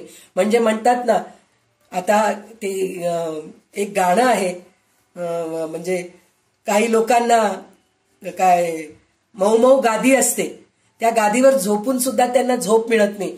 पण काही लोक नुसतं दगड्यावर झोपतात पण त्यांना छान झोप लागते. काही लोकांना जेवायला खायला काही नसतं पण ते आनंदी राहतात. पण काही लोकांकडे खायला प्यायला खूप आहे पण ते खाऊ शकत नाही शुगर डायबिटीमुळे. हे खाऊ नका, ते खाऊ नका असं असतं. म्हणजे हे तुमचं काय म्हणतात, हे सगळं आत्मसुखाकडे सर्व सुख मिळत नाही हे विचार करू नका म्हणून म्हणतात. आत्मसुखासकट सर्व सुखे मिळणे हे उत्तम संगतीचे फळ आहे. म्हणजे चांगल्या संगतीच्या लोकांबरोबर राहिलात तर ह्या सगळ्या गोष्टी तुम्हाला चांगलं मिळतं म्हणून सांगतायत. जीवनात माणसाने अत्यंत विवेकाने वागावे. पुन्हा इथं आपल्याला विवेक सांगितलेलं आहे. विवेकाने वागावे. विवेकाने वागलं तर म्हणजे कोण चांगला आहे कोण वाईट आहे हे आपण ओळखून त्यांच्यासोबत राहायला पाहिजे. आता आपल्याला कोणी पैसा भरपूर देऊ लागलाय पण आपल्याला नोकरासारखं वागू लागलंय, त्याचा काही अर्थ आहे का? तसल्या लोकांच्या संगतात राहूच नये. पण काही लोक आपल्याला काही देत वगैरे नाहीत, खायला प्यायला देत नसतील, पैसा अडका वगैरे देत नसतील, पण त्यांच्याकडून आपल्याला चांगलं ज्ञान मिळतंय, त्यांच्याकडून शिकवण मिळते आपल्याला, त्यांच्या संगतीत राहिलेलं चांगलं आहे. पण काही लोक आता हे पुढाकारी लोक असतात, राजकीय पुढाकारी लोक असतात, त्यांच्या संगतीमध्ये राहतात, काही उपयोगाचं नाहीये. त्याच्याऐवजी संत संगतांच्या बरोबर राहिलं तर खूप चांगलं असतं. म्हणून म्हणतात जगात स्थिर काहीच नाही, मोठे लोक खाली जातात आणि खालचे लोक मोठे होतात. विद्येमध्ये किंवा ज्ञानाच्या क्षेत्रात देखील हा अनुभव येतो. हे चक्र सदैव चालू राहते. यत्न केल्याने कार्य साधते हेच लक्षात ठेवून माणसाने प्रयत्न करावा आणि कार्य साधून घ्यावे. आणि त्याच्यामध्ये एक उदाहरण मी सांगायचं म्हणून म्हणतेय. पाणी मुळामध्ये स्वच्छच असते पण ते त्याच्यामध्ये काय घातलं तसं ते बनतं. त्याचप्रमाणे आपलं पण आहे. आपण कसल्या संगतीत जातो त्याप्रमाणे आपण बनतो. संत संगतांच्या बरोबर संत संगतीमध्ये गेलो, सत्संगामध्ये गेलो तर आपले विचार बदलतात. खूप काही नाही बदलले तरी थोडं तरी बदलतात. नाही आपण आतापर्यंत केलेलं चूक आहे बरं का, आता आपण असं नाही करायचं हे आपल्याला कळायला लागतं. मग आपण त्याचा प्रयत्न करत राहतो. तर ते तसंच पाणी जसं आहे की नाही, पाण्यामध्ये तुम्ही जे रंग घातला ते रंग बनतं. पाण्यामध्ये जे पदार्थ, विष घातलात तर पाणी विषारी होतं, साखर घातलात गोड बनतं, लिंबू घातलात आंबट बनतं, तिखट घातलात तिखट बनतं, मीठ घातलात खरड बनतं. म्हणजे जसं पाणी आहे त्याचप्रमाणे मनुष्य सुद्धा आहे. चांगल्या संगतीमध्ये राहिला तर त्याचा तो चांगलाच होतो असं म्हणून सांगितलेलं आहे. तर ह्याच्यामध्ये जगजीवन म्हणून म्हणलं तर जगामध्ये जीवन जगणारे बरेच लोक आहेत, आनंदी आणि दुःखी असे जे बरेच लोक आहेत. पण ते आपण विवेकाने ओळखून त्यांच्याबरोबर शहाणं बनावं आणि आपण सुद्धा आनंदी बनावं हे या समासामध्ये सांगितलेलं आहे. मनुष्य जर शहाणपणाने प्रयत्न करील तर त्या गुणाने माणसाला काहीच कमी पडणार नाही. त्याच्या प्रयत्नाने त्यास सुखसंतोष लाभेलच, पण लोकांमध्ये त्याचा गौरव सुद्धा होईल म्हणून म्हणतात. म्हणजे तुम्ही जर संत संगतांमध्ये राहिलात तर तुमचं गौरव सुद्धा होईल म्हणून सांगितलेलं आहे. आणि एक दरिद्री तर एक श्रीमंत, एक वेडा तर एक विद्वान, अशी जगाची रहाटी पूर्वीपासून चालत आली आहे. हा भेद असाच कायम राहणार आहे. एकेकाळी संपत्तीमान असलेला पुरुष कालांतराने संपत्तीहीन बनतात आणि नवीन संपत्तीमान पुरुष पुढे येतात. विद्येच्या आणि ज्ञानाच्या बाबतीत सुद्धा असेच घडते म्हणून सांगितलेले. म्हणजे हे सगळं काही आहे आणि नाही, म्हणजे काही गोष्टी आता आहेत पण पुढे नाही, आता नाही पुढे आहे, अशा गोष्टी आहे. ह्या सगळ्या गोष्टीचं शाश्वत काय आहे हे ओळखून माणूस शाश्वत काय आहे हे कळण्यासाठी म्हणून ते जे कोण सांगतोय त्याच्याकडे जायला पाहिजे आणि ते आपण ओळखून ते समोरच्या माणसाला समजून सांगायला पाहिजे. आता आपण समोरचा माणूस दुःखी आहे, त्याचं होय हो खरंच खूप वाईट झालं, असं व्हायचं नव्हतं, हे आपण म्हणतो, सुरुवातीला म्हणतो, आपणही त्याच्या दुःखामध्ये सहभागी होऊन बोलतो, पण नंतर आपण त्याला काय समजून सांगायचा प्रयत्न करायला पाहिजे. ते काही नव्हतं हो, आपलं नव्हतंच, ते आपल्या नशिबात नव्हतंच म्हणून ते गेलं. तर त्या गोष्टीचा विचार करू नका. आपण हे जे समजून सांगतो की नाही, तर हे पहिले आपण समजून घ्यायला पाहिजे. हे आपल्याला समजलं तरच आपण समोरच्या माणसाला समजून सांगू शकतो ना. जर मीच रडत बसले आणि मी जाऊन लोकांना सांगितले अहो रडू नका, पुरे कर गे, तुझं रडगाणं तुझंच तू संपत नाही, मला काय येऊन समजून सांगतेस तू, असं म्हणतात आपल्याला. त्याच्यासाठी म्हणून आपल्याला पहिले शहाणं बनायला पाहिजे. शहाण्या लोकांच्या संगतीत राहून आपण शहाणे बनून मग दुसऱ्यांना शहाणं करायचं आपण प्रयत्न करायला पाहिजे. देहाला जसे वागवावे तसे वागायला तो शिकवतो. म्हणून म्हणजे ह्याच्यामध्ये त्यांनी काय सांगितलं, शेवटीचे 2-3 ओवींचा अर्थ असा आहे, एक भरते दुसरे रिकामे होते, रिकामे झालेले पुन्हा भरते, कालांतराने जे भरलेले ते पुन्हा रिकामे होऊन जाते. म्हणजे तेच आहे, आज आहे उद्या नाही, उद्या आहे आज नाही, असं सगळं घडत असतं. सृष्टीचा व्यवहार असा चालतो. दुपारी सावली जशी तात्पुरती तशीच संपत्तीची स्थिती असते. माणसाचे आयुष्य न कळत हळूहळू कमी होत राहते. आपण वाढदिवस म्हणून म्हणतो, वाढदिवस साजरा करतो, आपलं 1 वर्ष वाढलं म्हणून आपण साजरा करतो, पण आपल्या आयुष्यामधले 1-1 वर्ष कमी होत चाललंय या गोष्टीकडे आपलं लक्ष राहत नाही. वाढदिवस म्हणजे 1 वर्ष वाढलंय या गोष्टीचा आनंद होतं, पण ह्या गोष्टीचा आपण जाणीव करून घ्यायला पाहिजे की वाढदिवसामध्ये 1 वर्ष निघून गेले आपले, ह्या वर्षामध्ये आपण काय केलो, वाया गेलं आपलं वर्ष. आता हे वर्ष येऊ लागले आपल्याला, तर ह्या वर्षामध्ये आपण अजून काय करायला पाहिजे हे आपण विवेकाने वागून समजून घ्यायला पाहिजे. बाळ पण जाते, तारुण्य पण जाते आणि म्हातार पण अनुभवास येते, हे ओळखून प्रत्येकाने आपले सार्थक करून घ्यावे. देहाला जसे वागवावे तसे वागवायला तो शिकवतो. माणसाने प्रयत्न केला तर त्याला कोणतेही कार्य साध्य करता येते. असे असल्याने मन विनाकारण कष्ट करण्याचे काहीच कारण नाही. म्हणजे प्रत्येक वेळेस तुम्ही दुःखी राहण्याचं काही कारण नाही. म्हणजे जगामध्ये तुम्हाला पुष्कळशे चांगल्या गोष्टी मिळतात, त्या गोष्टी घ्यायचा तुम्ही प्रयत्न करा. हे आपल्याला ह्या समासामध्ये रामदास स्वामींनी समजून सांगितलेलं आहे. तर आता आपल्याला नुसतं आपल्यापुरतं ज्ञान घ्यायचं नाहीये, आपल्याला दुसऱ्यालाही ज्ञान घ्यायचंय. ह्या प्रकारे आपण आता अभ्यास करू लागलो. तर आता आपल्याला पुढचं जे आहे तत्वनिरूपण, म्हणजे हे तत्व काय आहे हे आता आपल्याला बघायचे. तर आता ह्याच्यामध्ये खूप छान आहे, पहा तत्व काय आहे हे आपल्याला बऱ्याचशा गोष्टी शिकायला मिळणार आहेत. आता बघा, सुरू कर. जय जय रघुवीर समर्थ. समास दशक 17वा, समास 8वा. तत्वनिरूपण. नाभीपासून उन्मेष वृत्ती, तेची परा जाणीजे श्रुती. ध्वनी रूप पश्यंती, हृदयी वसे श्रीराम. कंठापासून नाद झाला, मध्यमा वाचा बोलिजे त्याला. उच्चार होता अक्षराला, वैखरी बोलिजे श्रीराम. नाभिस्थानी परावाचा, तोची ठाव अंतःकरणाचा. अंतःकरण पंचकाचा, निवाडा ऐसा श्रीराम. निर्विकल्प जे स्फुरण, उगेच असता आठवण. ते जाणावे अंतःकरण, जाणती कळा श्रीराम. अंतःकरण आठवले, पुढे होय नवेसे गमले. करू ना करू ऐसे वाटले, तेची मन श्रीराम. संकल्प विकल्प तेची मन, जेणे करिता अनुमान. पुढे निश्चयो तो जाण, रूप बुद्धीचे श्रीराम. करी नची अथवा न करी, ऐसा निश्चयेची करी. तेची बुद्धी हे अंतरी, विवेके जाणावी श्रीराम. जे वस्तूचा निश्चय केला, पुढे तेची चिंतू लागला. ते चित्त बोलिल्या बोला यथार्थ मानावे श्रीराम. पुढे कार्याचा अभिमान करणे, हे कार्य तो अगत्य करणे. ऐस्या कार्याश प्रवर्तने, तोची अहंकारू श्रीराम. ऐसे अंतःकरण पंचक, पंचवृत्ती मिळवून एक. कार्ये भागे प्रकार पंचक, वेगळाले श्रीराम. जैसे पाचही प्राण, कार्य भागे वेगळाले जाण. नाही तरी वायोच लक्षण, एकची असे श्रीराम. सर्वांगी व्यान नाभी समान, कंठी उदान बुद्धी अपान. मुखी नासिकी प्राण, नेमस्त जाणावा श्रीराम. बोलिले हे प्राणपंचक, आता ज्ञानेंद्रिया पंचक. श्रोत्र त्वचा चक्षु जिह्वा नासिक, ऐसी हे ज्ञानेंद्रिये श्रीराम. वाचा पाणी पाद शिष्ण बुध, हे कर्मेंद्रिय प्रसिद्ध. शब्द स्पर्श रूप रस गंध, ऐसे हे विषय पंचक. अंतःकरण प्राण पंचक, ज्ञानेंद्रिये कर्मेंद्रिये पंचक. पाचवे विषय पंचक, ऐसी हे पाच पंचके श्रीराम.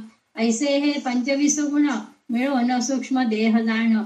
याचा कधर्म बोलिला श्रवण, केले पाहिजे श्रीराम. अंतःकरण व्यान श्रवणवाचा, शब्द विषय आकाशाचा. पुढे विस्तार वायोचा, बोलिला असे श्रीराम. मन समान त्वचा पाणी, स्पर्श रूप हा पवनी. ऐसे हे अडाखे साधुनी, कोठा करावा श्रीराम. बुद्धी उदान नयन चरण, रूप विषयाचे दर्शन. संकेते बोलिले मन, घालून पाहिजे श्रीराम. चित्त अपान जिव्हा शिष्ण, रस विषय आप जाण. पुढे ऐका सावधान, पृथ्वीचे रूप श्रीराम. अहंकार प्राणघ्राण, बुध गंध विषय जाण. ऐसे केले निरूपण, शास्त्र मते श्रीराम. ऐसा हा सूक्ष्म देहे, पाहता होई जे निसंदेहे. येथे मन घालून पाहे, त्यासीच हे उमजे श्रीराम. ऐसे सूक्ष्म देहे बोलिले, पुढे स्थूळ निरोपिले. आकाश पंचगुणे वर्तले, कैसे स्थूळी श्रीराम. काम क्रोध शोक मोह भय, हा पंचविध आकाशाचा अन्वय. पुढे 25 वायो निरोपिला श्रीराम. चळन वळण प्रसारण, निरोध आणि अकोचन, हे पंचविध लक्षण प्रभंजनाचे श्रीराम. क्षुधा तृषा आलस्य निद्रा मैथुन, हे तेजाचे पंचविध गुण. आता पुढे आपलक्षण, निरोपिले पाहिजे श्रीराम.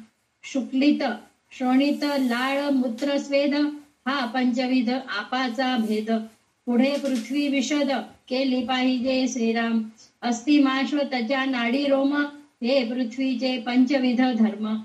ऐसे स्थूळ देहाचे वर्म, बोलिले असे श्रीराम. पृथ्वी आप तेज वायू आकाश, हे पाचांचे 25. ऐसे मिळून स्थूळ देहास, बोलिजे तो श्रीराम. तिसरा देह कारण अज्ञान, चौथा देह महाकारण ज्ञान. हे चारी देह निर्षिता विज्ञान, परब्रह्म ते श्रीराम. विचारे चौदेहा वेगळे केले, मी पण तत्वा सरीसे गेले. अनन्य आत्मनिवेदन झाले, परब्रह्मी श्रीराम. विवेके चुकला जन्म मृत्यू, नरदेही साधिले कृत्य. भक्ती योगे कृतकृत्य, सार्थक झाले श्रीराम. इति श्री पंचकर्ण, केलेची करावे विवर्ण. लोहाचे झाले सुवर्ण, परिसाचे न योगे श्रीराम. हाही दृष्टांत घडेना, परिसाचे न परिस करवेना. शरण जाता साधुजना, साधूच होईजे श्रीराम. इथे श्रीदास बोधे गुरु शिष्य संवादे, तत्वनिरूपण नाम समास 8वा. श्रीराम समर्थ श्रीराम. तर इथे तत्वनिरूपण म्हणून जे म्हणून दिलेलं आहे की नाही, या समासाचं नाव म्हणजे तत्वज्ञान. हे तत्वज्ञान काय आहे हे आपल्याला कळून घ्यायचंय. आपल्याला इतके दिवस काय वाटत होतं, हे तत्वज्ञान आम्हाला माहित नाही बाबा, हे तत्वज्ञान खूप मोठं ते वेदांचं हे आहे असं आपल्याला वाटतं. पण तत्वज्ञान म्हणजे काय आहे, आपल्या शरीरामध्ये काय आहे आणि विश्वसृष्टीमध्ये काय आहे हे आपल्याला कळून घेणं जरुरी आहे.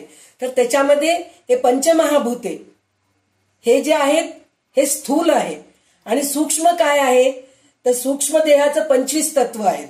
आणि स्थूल देहाचे पण 25 तत्व आहेत. तर हे सगळं काय आहे, हे सगळं कळून घेणंच तत्वज्ञान आहे. तर ह्या गोष्टींनीच बाकीच्या सगळ्या गोष्टी कळतात आपल्याला. ते हेच गोष्ट आपल्याला जर बरोबर कळालं नाही तर बाकीच्या गोष्टी कुठून कळणार आहेत. तर त्यांनी सर्वात पहिले काय सांगितलेलं आहे, 4 वाणी सांगितलेले सगळ्यात पहिले म्हणून म्हणतात. ते 4 वाणी कोणचे आहेत, तर परा, पश्यंती, मध्यमा, वैखरी. तर परा जे आहे नाभिस्थानापाशी आहे आणि पश्यंती जे आहे त्याच्या वर आहे थोडंसं इथं आहे, आणि त्याच्यानंतर मध्यमा जे आहे कंठाजवळ आहे, हृदयाजवळ पश्यंती आहे, मध्यमा कंठामध्ये आहे आणि वैखरी तोंडामध्ये आहे. तर हे काय आहे हे आपण पहिले कळून घ्यायला पाहिजे.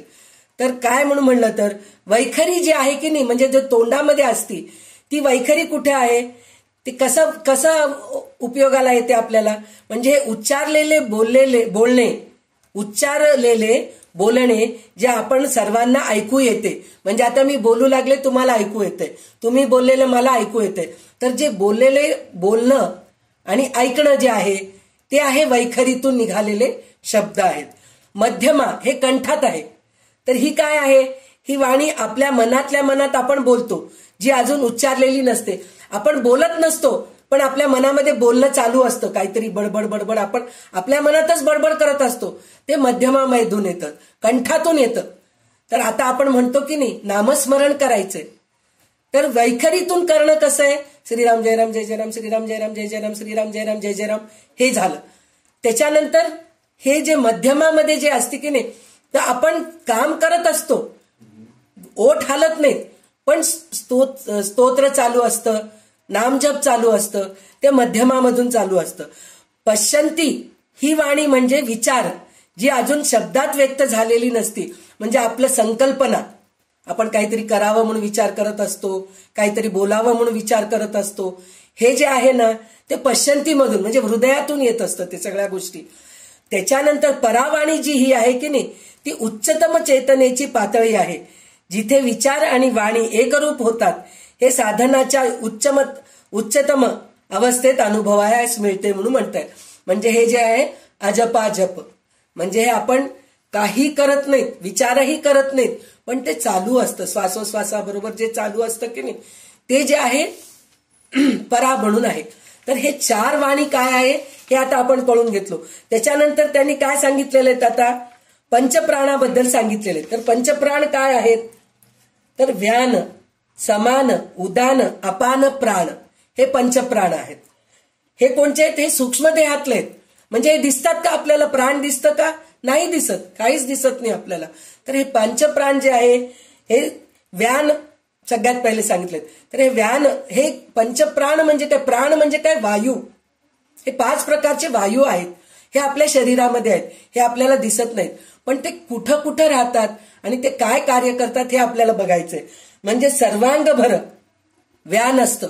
म्हणजे हे व्यान वायू जो आहे ना सगळ्या शरीरामध्ये असतं, कुठं नाही असं नाही. समान हे नाभिस्थानामध्ये असतं. हे जे मुलाला जे देतं की नाही अन्न गर्भामध्ये, हे नाभीमधूनच मिळत असतं. आणि तिसरं जे आहे उदान, कंठस्थान हे आहे, तर ते तिथं असतं. आणि अपान जे आहे ना ते गुदस्थानामध्ये, म्हणजे हे खाली ढकलणं.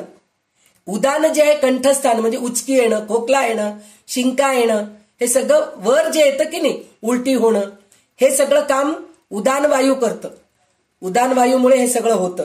आणि अपान वायू जे आहे ते खाली ढकलतं सगळं.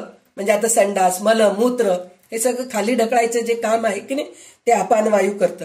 आणि प्राण तर सगळ्यांना माहीतच आहे, श्वासोश्वास नाक आणि तोंडामध्ये असतं. ते श्वासोश्वास जे चालत असतं की नाही ते प्राणवायू.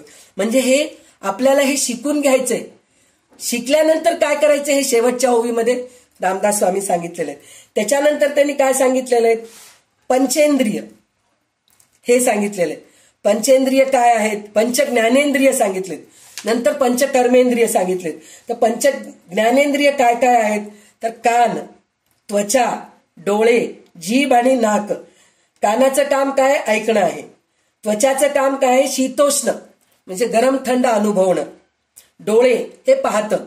जीभ रसस्वाद घेतं आणि बोलतं पण, दोन्ही काम करतं.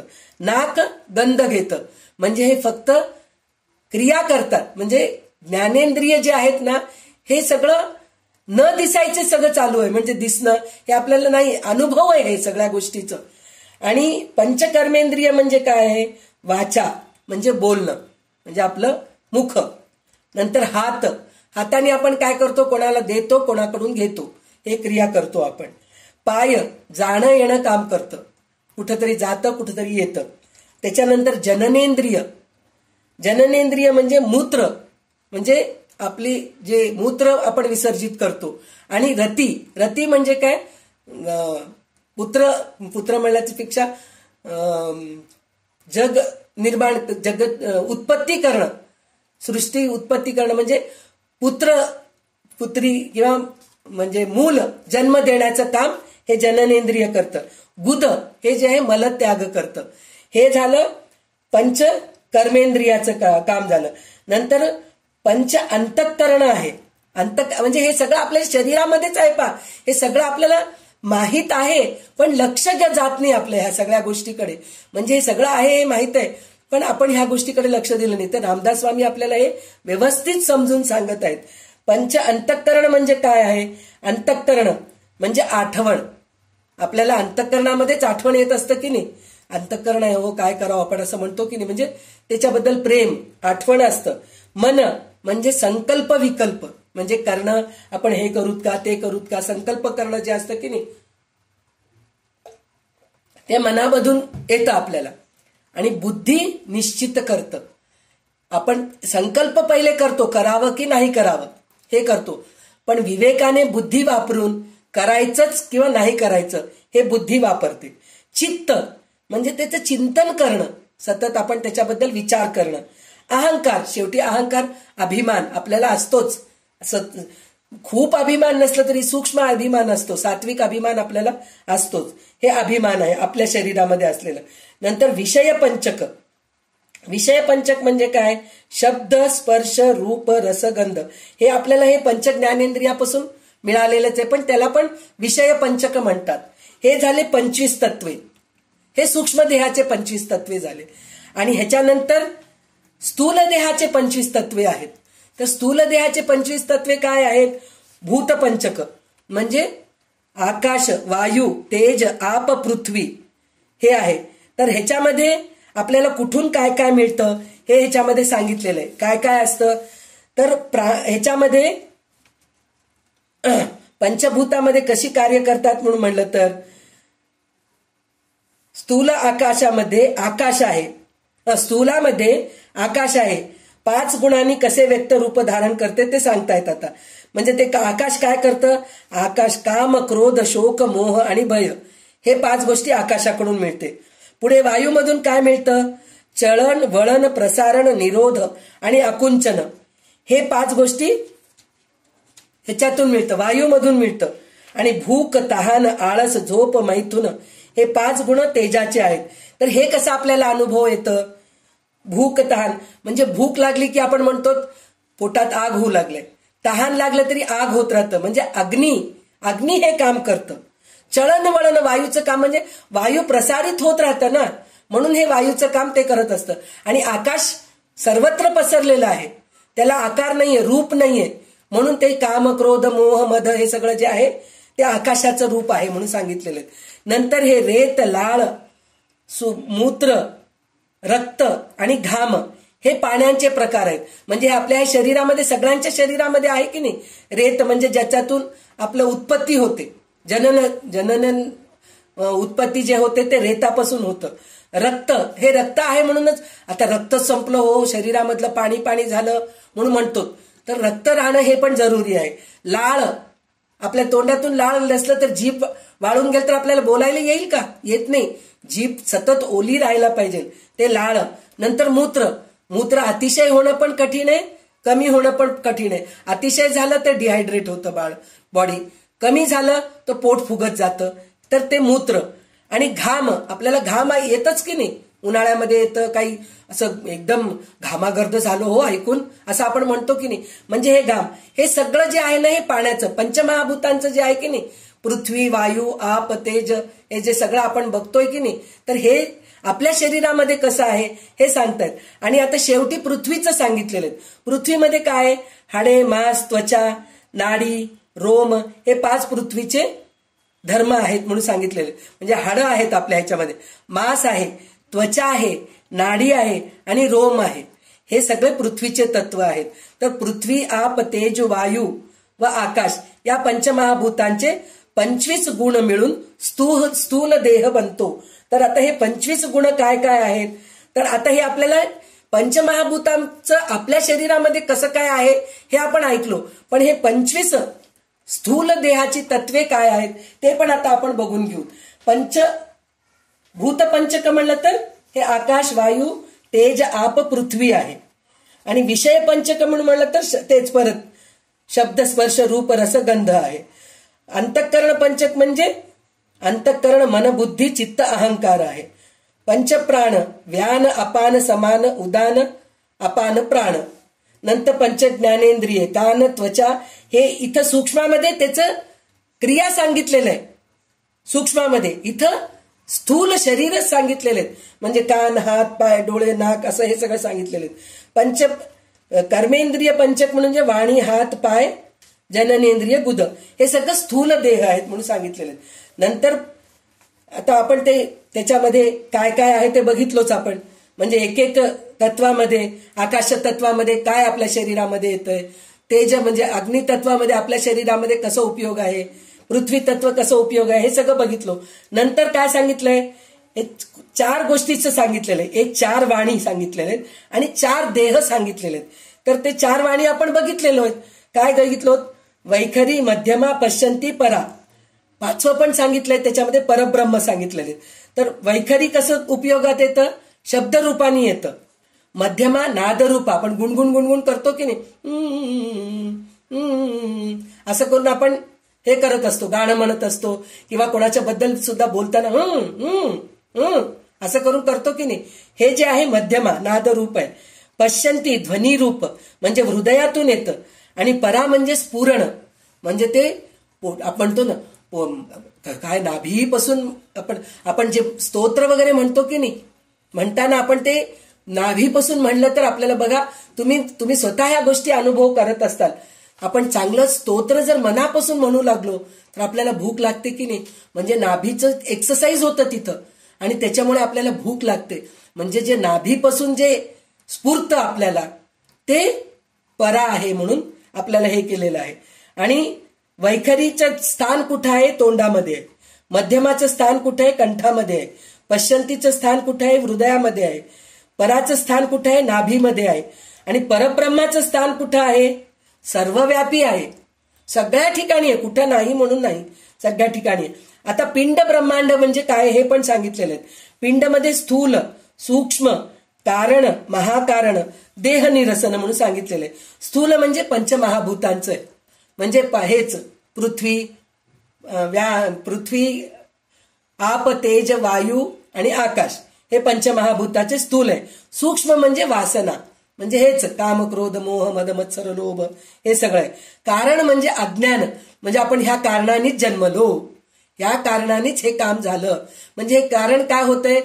आपल्याला आपण चांगले कर्म, चांगल्या गोष्टी आपल्या लक्षात राहतात, पण वाईट कर्म केलेले आपल्याला लक्षात राहत नाही, अज्ञानामध्ये राहतो, म्हणून आपल्याला पुनर्जन्म घ्यावं लागतं. त्याच्यासाठी म्हणून कारण हे जे आहे अज्ञान आहे. महाकारण म्हणजे ज्ञानाचा आहे तो. आणि देह निरसन म्हणजे अंतरात्मा, म्हणजे देह निघून जातो, आत्मा राहतो, हे झालं. नंतर ब्रह्मांडात काय आहे? विराट म्हणजे आपण भागवतामध्ये बघितलो विराट रूप, भगवंताचं विराट रूप काय आहे? पृथ्वी आहे, म्हणजे सूर्य चंद्र म्हणजे डोळे आहेत, दिशा म्हणजे कान आहे, असं हे जे आपण सगळं बघितलो की नाही. तर हे दृश्य विश्व जे आहे ते विराट आहे. हिरण्यगर्भ हे विश्व मन आहे. अव्याकृत गुणमाया आहे. मूळमाया म्हणजे शिवशक्ती, हे पण आपण परवा बघितलो. शिवशक्ती काय आहे? ते दोघे आहे म्हणूनच हे सगळं सृष्टी निर्माण झालेली आहे. आणि दृश्य निरसन म्हणजे परमात्मा. दृश्य निरसन हे सगळं निघून जाणं, आपल्या डोळ्यासमोरून निघून जाणं, म्हणजे हे नाशवंत आहे हे कळणंच हे परमात्मा आहे. तर सगळ्यात शेवटी काय सांगितलेत हे सगळं तुम्ही कळून घेतलात, पण त्याचं काय करायचं? तर हे सगळं विचाराने चौदेहा वेगळे व्हावे, तत्वांच्या बरोबर मीपणा नाहीसे करावे, म्हणजे परब्रह्माशी अनन्य आत्मनिवेदन साधते. आत्मानात्म विवेकाने जन्ममृत्यूच्या चक्रातून सुटका होते. नरदेहात येऊन फार मोठे कार्य साधते. भक्तीच्या योगाने कृतकृत्या येऊन जन्माचे सार्थक होते. पंचीकरण येथे संपले, त्याचे पुन्हा पुन्हा विवरण करावे. परिसाशी स्पर्श झाल्यास लोखंड सोने होते. म्हणजे परीस म्हणून एक धातू आहे, ते धातू जर लोखंड्याला लावलं तर ते लोखंड्याचं सोनं होतं, असं आहे. त्याचप्रमाणे पंचीकरण विवेकाने जीव ब्रह्मस्वरूप बनतो. म्हणजे हे सगळे विषयाचा पण आपण अभ्यास केलो तर आपलं सुद्धा या गोष्टीतून मन निघून जातं. पण सगळ्यात शेवटी त्यांनी काय सांगितलेलं आहे, पण हा दृष्टांत देखील अपुरा आहे. परीसाला परीस बनवता येत नाही. म्हणजे परीस लोखंड्याला लावलं तर सोनं बनतं, पण परीसाला परीस लावलं तर सोनं बनत नाही. किंवा तेच लोखंड पुन्हा दुसऱ्या लोखंडाला तेच लोखंडाचं सोनं जे झालेलं आहे तेच सोनं जाऊन दुसऱ्या लोखंडाला लावलं तर सोनं बनत नाही.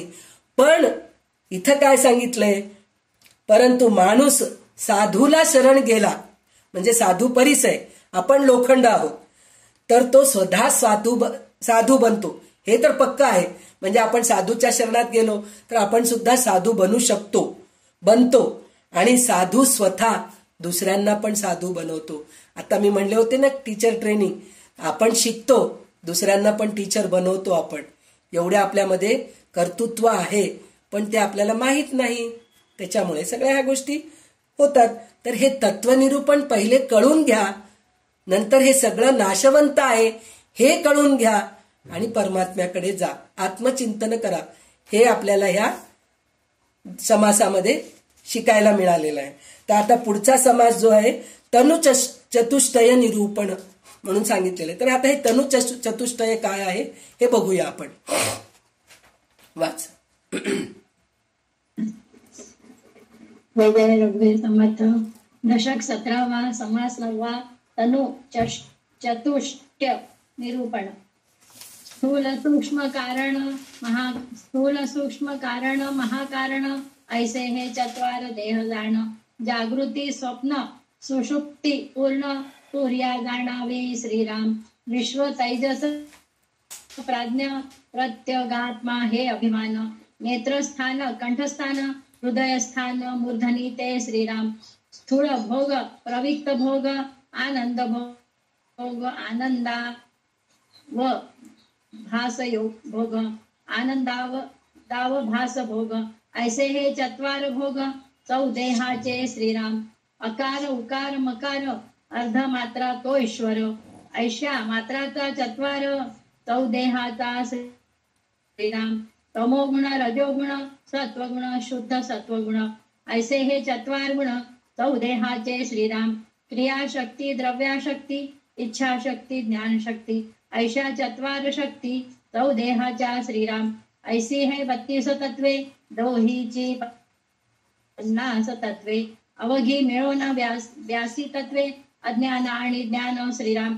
ऐसी हे तत्वे जाणून माईक ओळखावी. आपण साक्षी निरसावी येणे रीती श्रीराम. साक्षी म्हणजे ज्ञान, ज्ञाने ओळखावे अज्ञान. ज्ञानाचे निरशन देहा सरिसे श्रीराम. ब्रह्मांडी देह कल्पिले विराट हिरण्य गर्भ बोलिले. ते हे विवेक निर्शले आत्मज्ञाने श्रीराम. आत्मानात्म विवेक करिता सार विचार पाहता. पंचभूतांची माईक वार्ता रचिता आली श्रीराम. अस्थिवाश त्वचा नाडी रोम हे पाचही पृथ्वीचे गुणधर्म. प्रत्यक्ष शरीरे हे वर्म शोधून पहावे श्रीराम. शुक्लित श्रोणित लाळ मूत्र स्वेद हे आपाचे पंचक भेद. तत्वे समजून विशद करून घ्यावी श्रीराम. क्षुधा तृषा आलस्य निद्रा मैथुन हे पाचही तेजाचे गुण. तत्वाचे निरूपण केलेची करावे श्रीराम. चळण वळण प्रसारण निरोध आणि आकोचन हे पाचही वायोचे गुण श्रोती जाणावे श्रीराम. काम क्रोध शोक मोह भय हा आकाशाचा पर्याय, हे विवरल्या विण काय, समजो जाणे श्रीराम. असो ऐसे स्थूळ शरीर, 25 तत्वांचा विस्तार. आता सूक्ष्म देहाचा विचार, बोलिजे लव श्रीराम. अंतःकरण बुद्धी चित्त अहंकार, आकाश पंचकाचा विचार. पुढे वायो निरोत्तर, होऊन ऐका श्रीराम. व्यान समान उदान, प्राणी आणि अपान. ऐसे हे पाचही गुण, वायो तत्वाचे श्रीराम. श्रोत्र त्वचा चक्षु जिव्हा घ्राण, हे पाचही तेजाचे गुण. आता आप सावधान, होऊन ऐका श्रीराम. वाचा पाणी पाद शिष्णबुध, हे आपाचे गुण प्रसिद्ध. आता पृथ्वी विशुद्ध, निरोपिली श्रीराम. शब्द स्पर्श रूप रस गंध, हे पृथ्वीचे गुण विशेष. ऐसे हे 25 तत्वभेद, सूक्ष्म देहाचे श्रीराम. इति श्रीदासबोधे गुरु शिष्य संवादे, तनु चतुष्टय नाम श्रीराम. श्रीराम समर्थ श्रीराम. तर आता हे तनु चतुष्टय म्हणून जे सांगितलेलं आहे की नाही, तनु म्हणजे काय, आपलं शरीर. शरीराला तन म्हणतात पा. तन मन धनाने तुम्ही आम्हाला मदत करा हो म्हणून म्हणतात. म्हणजे हे कशासाठी म्हणतो आपण, तन म्हणजे शरीराने तुम्ही आम्हाला मदत करा. तन मन मनाने करा आणि शेवटी धनाने करा. म्हणजे हे तनु म्हणजे आपलं शरीर आहे. तर ह्या शरीरामध्ये काय काय आहे, आता आपण हे पंचक बघितलो. काय म्हणतात, विषय पंचक बघितलो, पंच ज्ञानेंद्रिय बघितलो, पंच कर्मेंद्रिय बघितलो, पंच प्राण बघितलो आणि पंचमहाभूते बघितलो. हे सगळं आपण 5-5 बघितलो. तर हे 5-5चे सगळे काय झाले, 50 झाले. आता इथं तनु चतुष्टय, चतु म्हणजे 4. तर हे चतुष्टय काय आहे हे आपण बघायचंय. म्हणजे हे 4 आपल्या शरीरामध्ये काय आहे, म्हणजे त्याच्यामध्ये आपले 4 देह आहेत, 4 अवस्था आहेत, 4 अभिमान आहे. तर आपल्याला एक हे येतं की नाही, कोणचं, गणपती अथर्व शीर्षामध्ये तम गुणत्रयातीता, तम देहत्रयातीता, तम कालत्रयातीता, तम अवस्थात्रयातीता, तम मूलाधार स्थितोसी नित्यम, तम शक्तित्रयात्मका, त्वम ज्ञानिनो विज्ञानमय, असं म्हणून जे आपल्याला ह्याच्यामध्ये येतं की नाही. तर तिथं त्रय सांगितले, 3 सांगितलेत. शक्तित्रयात्मका, गुणत्रयातीत, अवस्थात्रयातीत म्हणून जे आपल्याला सांगितलेले आहेत. म्हणजे त्याच्यामध्ये काय काय आहे, हे गुणत्रयातीत म्हणजे रजसत्व तम.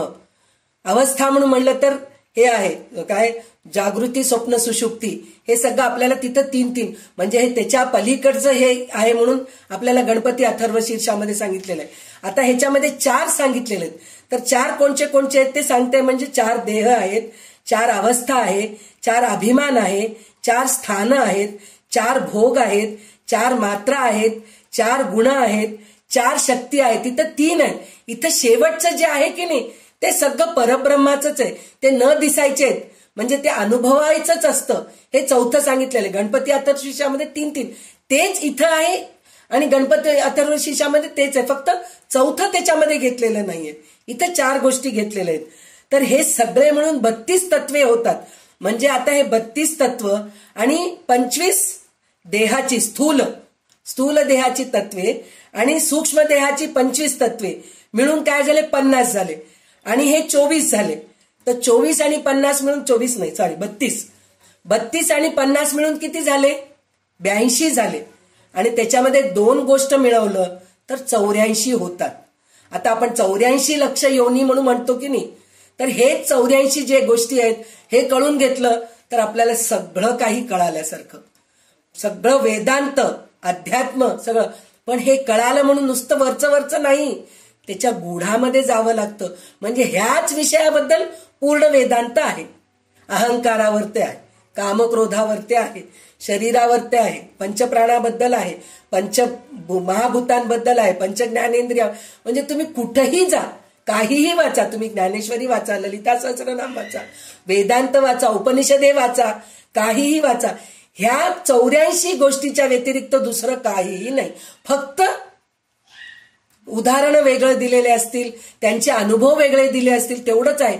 बाकी दुसरं काहीही नाही. तर हे 84 काय आहे हे पहिले शिकून घ्या म्हणून आपल्याला सांगतायत. तर आता हे 4 देह काय आहेत पहिले बघायचे आपल्याला. तर स्थूल देह आहे, सूक्ष्म देह आहे, कारण देह आहे, महाकारण देह आहे. तर स्थूल देह हे आपलं आहे, हे आपलंच देह जे आहे ते स्थूल देह. सूक्ष्म देह म्हणजे आपलं अंतःकरण पण जे आहे की नाही, मन बुद्धी, हे सगळं सूक्ष्म देह. काम क्रोध मोह मद सगळं जे आहे. आणि कारण देह म्हणजे आपण कशासाठी जन्माला आलो हे आहे. महाकारण म्हणजे हे सगळं अनुभव घेऊन परब्रह्माशी मिळणं, हे महाकारण देह. शेवटी चार अवस्था म्हणजे काय, जागृती, स्वप्न, सुषुप्ती आणि तुर्यावस्था. तर जागृती काय आहे, आपण जे आता जागे आहोत ह्या मध्ये काय काय घडतंय हे जागृती आहे. स्वप्न म्हणजे आपण स्वप्नामध्ये आहे, मला हे स्वप्न पडलं हो म्हणून म्हणतो की नाही आपण, काल रात्री झोपले होते, आत्ता डोळ्याला एक क्षण डुलकी लागली हो, त्याच्यामध्ये मला स्वप्न पडलं म्हणून म्हणतो आपण, हे स्वप्नावस्था आहे. सुषुप्ती म्हणजे काय, गाढ निद्रा, म्हणजे स्वप्नही पडत नाही, काहीच नाही, पण उठल्यानंतर आपण म्हणतो की नाही काय गाढ झोप लागली, म्हणजे ती अनुभूती आहे आपल्याला, गाढ झोपेची अनुभूती आहे. पण तुर्या अवस्था जी आहे की नाही ते अनुभवच नाहीये, ते एक वेगळंच आहे, आनंदच आहे, ते तुर्यावस्था. हे चार अवस्था झाले. चार अभिमान, विश्व, तैजस, प्राज्ञ, प्रत्येगात्मा म्हणून सांगितलेलं आहे. तर त्याच्यामध्ये हे विश्व जे आहे हे दिसायचं आहे चार अभिमानाचं. तैजस म्हणलं तर जे काय म्हणतात आपलं स्तुती वगैरे होतं की नाही, म्हणजे जे मोठेपणा ते सगळं आहे. प्राज्ञ म्हणजे हुशारपणा, प्रत्येक आत्मा म्हणलं तर ते सगळं शेवटचं स्थितीचं आहे म्हणल्यासारखं. मग नंतर त्याची स्थाने काय काय आहेत, नेत्र, कंठ, हृदय, मूर्ध्न, म्हणलं तर मूर्ध्न म्हणजे शेवटचं हे असं आहे.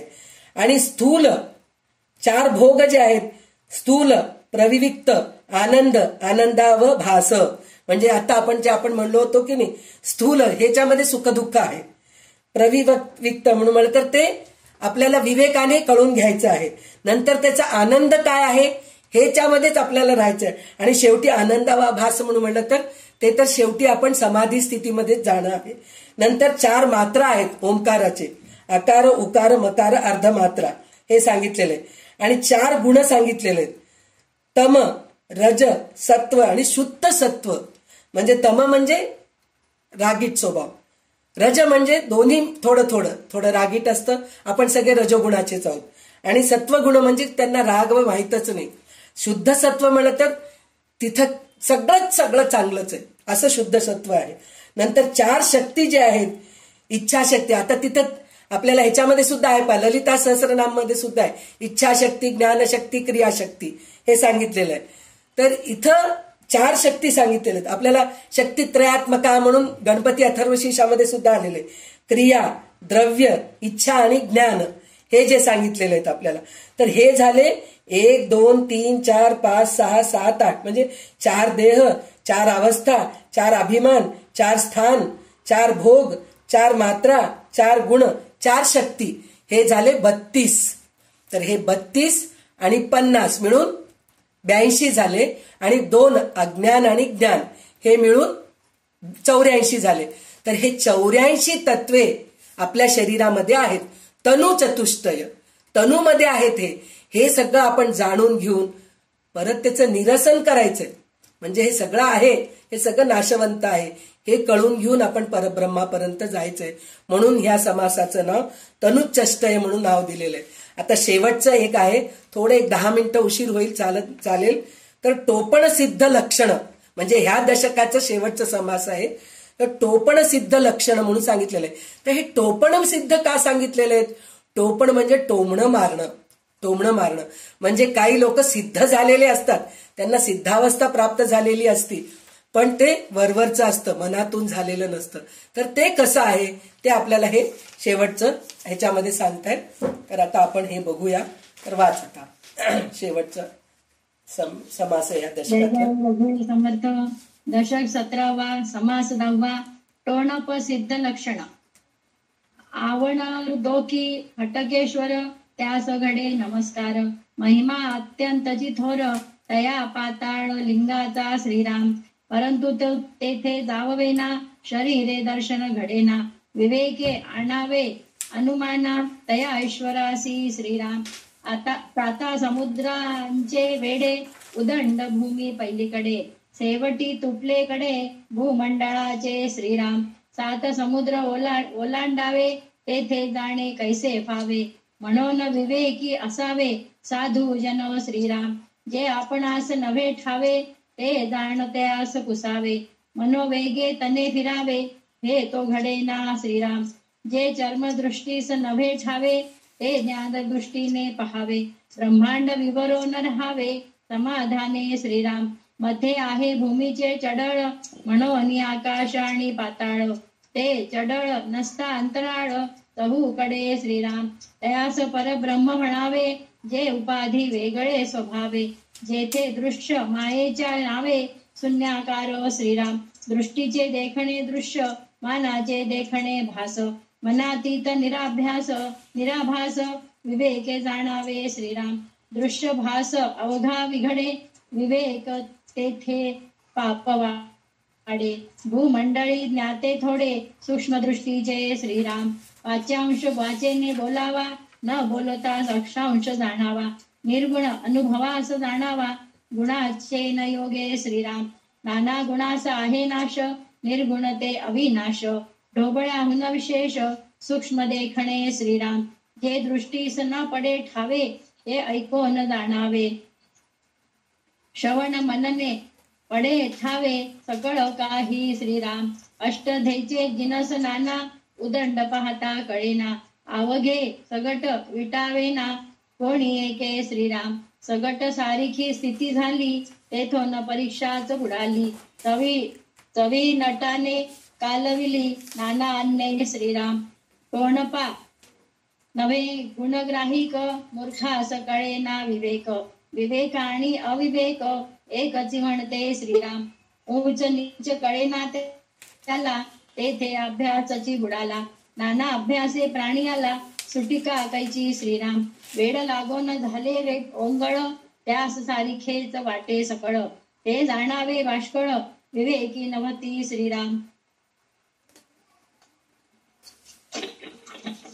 ज्यास अखंड होतो नाश त्यासीच म्हणती अविनाश. बहुचकीच्या लोकास काय म्हणावे श्रीराम. ईश्वरे नाना भेद केले वेद सकळ सृष्टी चाले. आंधळे परीक्षवंत मिळाले तेथे परीक्षा कैची श्रीराम. जेथे परीक्षेचा अभाव तो टोणपा समुदाव. गुणाची नाही गौरव येईल कैचे श्रीराम. खरे खोटे एकच झाले विवेकाने काय केले.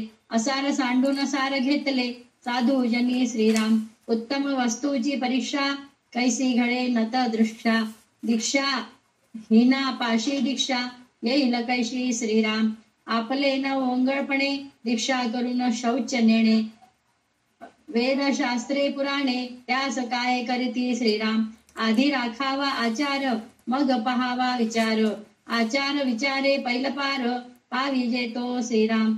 जे नेमकास न कळे ते बाष्कळास केवी कळे.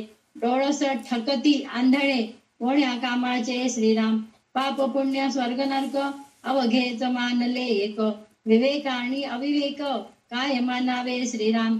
अमृत विष एक म्हणती परी विष घेता प्राण जाती. कुकर्मे होते फजिती सत्कर्मे कीर्ती वाढे श्रीराम.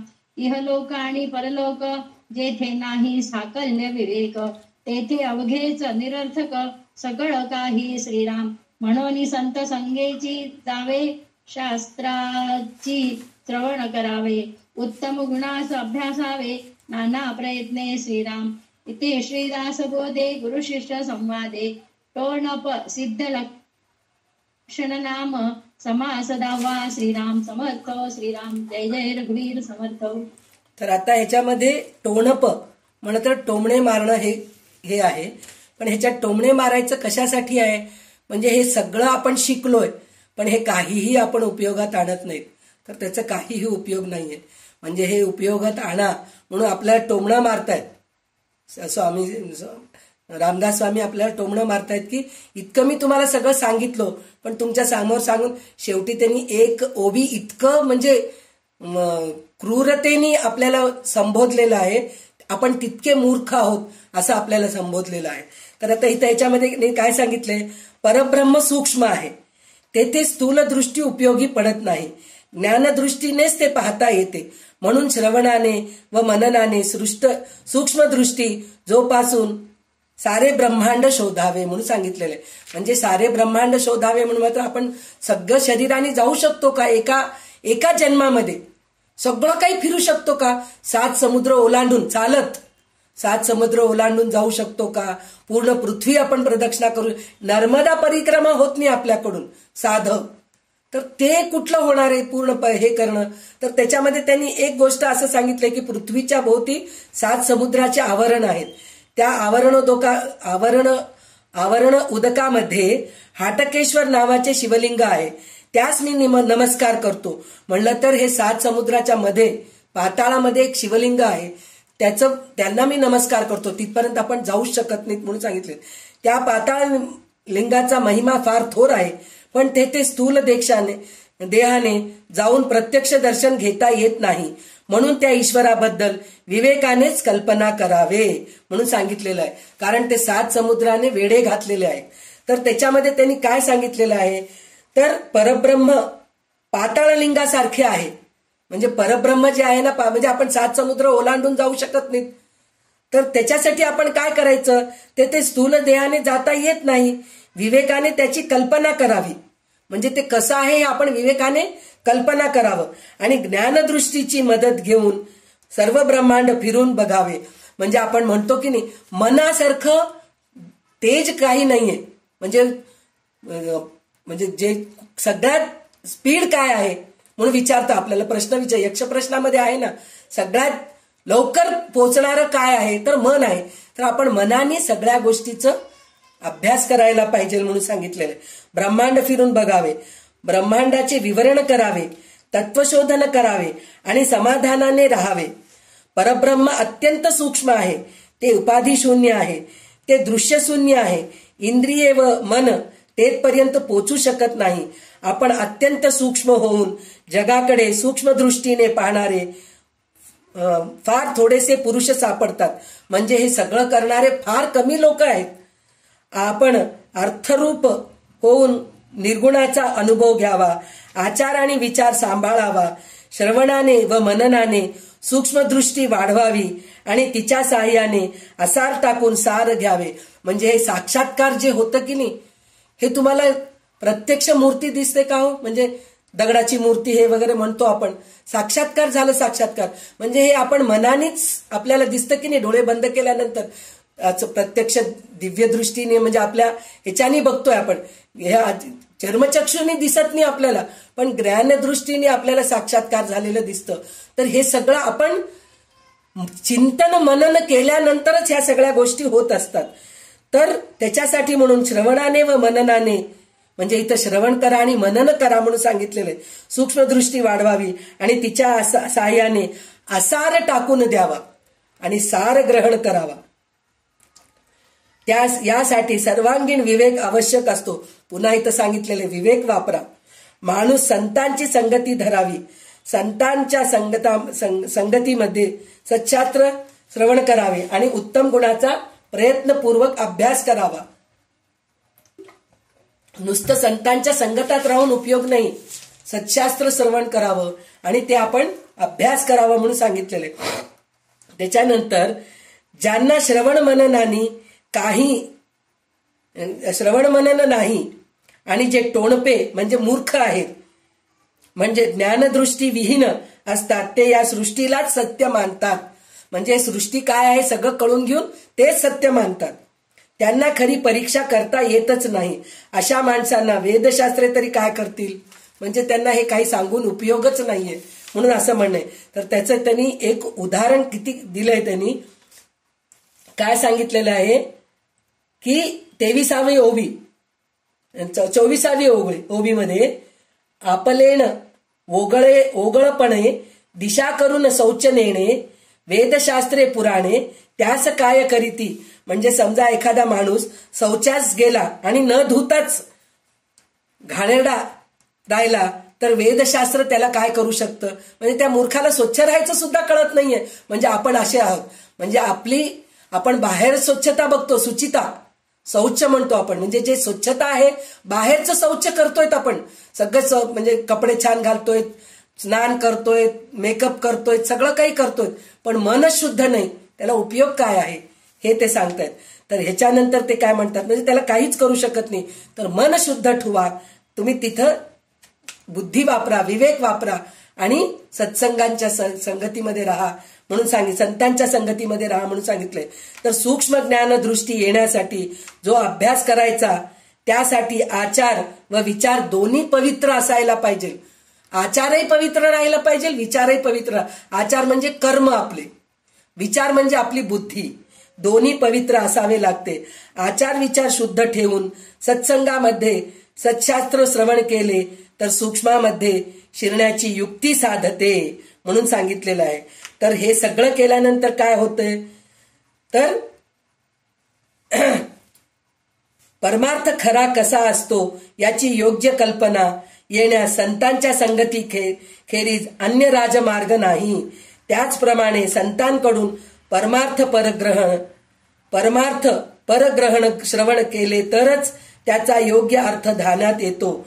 पण एवढे करूनही भागत नाही, नुसतं श्रवण करून भागत नाही, स्वतःला साधना करावी लागतेच. इतके करील त्याला परमात्मा दूर नाही. या जन्मामध्येच तुम्हाला साक्षात्कार होतो. हे आपल्याला रोकडा अनुभव आपल्याला रामदास स्वामी सांगत आहेत. तर हे आपल्याला करणं जरुरी आहे. तर ह्या दशकाचं नाव प्रकृती पुरुष असं आहे.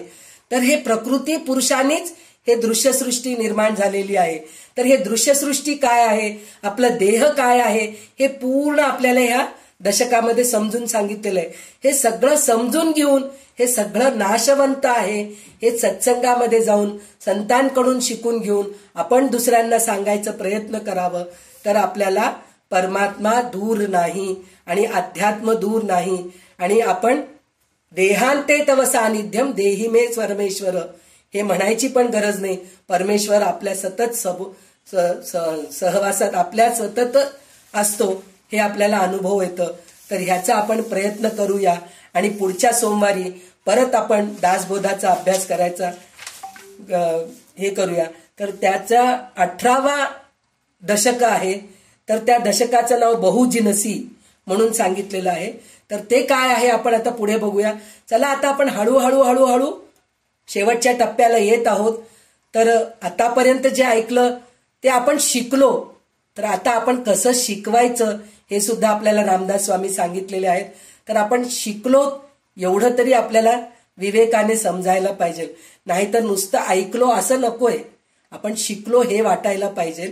तर ही अनुभूती आपण प्रत्येकाने घ्यावं असं मला वाटतं. आणि रामदास स्वामी ही अनुभूती आपल्याला सगळ्यांना दिलेच असतील आणि तुम्हाला हे पटलंही असेल की नाही, खरंच इतके दिवस ही गोष्ट आम्हाला माहित नव्हतं, आता आम्हाला कळतंय. थोडंसं कळणं म्हणजे शिकणं आहे. तर हे कळणं आहे, पण हे कळून घेतलो आपण, पण आता आपण पुढे 4 लोकांना सांगायचं प्रयत्न करायचं, इतकं कळून घ्यायचंय आपल्याला. म्हणजे दुसऱ्यांना सांगायचं म्हणजे अजून अभ्यास करावं लागतं. त्याच्यासाठी आपण अजून अभ्यास करायचा प्रयत्न करू. अजून चांगल्या चांगल्या लोकांच्या संतांच्या मुखातून प्रवचन ऐकून श्रवण करून अजून छान ज्ञान प्राप्त करून घेऊन पुढे जाऊया. तर आज आपण इथेच थांबूया. तर आपले आता 17 दशक पूर्ण झालेले आहेत. तर आता उद्या पुढच्या सोमवारपासून आपण 18वा दशक घेणार आहोत. तर आज आपण इथेच थांबूया.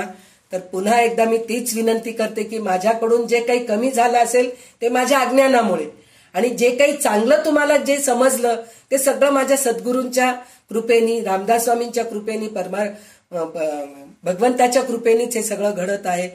त्याच्या ह्याच्यानीच, कृपेनीच, आणि तो सांगतोय म्हणूनच मी हे करू शकते, हे त्याचीच कृपा आहे. तर आज इथेच थांबते. जय जय रघुवीर समर्थ. कल्याणकरी रामराया म्हणून आपण थांबूया. जय जय रघुवीर समर्थ. जय जय रघुवीर समर्थ.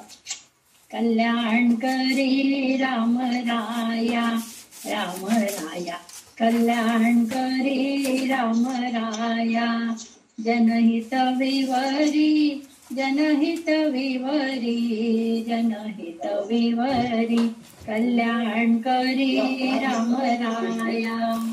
तळमळ तळमळ होतची आहे, होतची आहे. हे जनहाती धरी दयाळाया, रामराया कल्याण करी आया.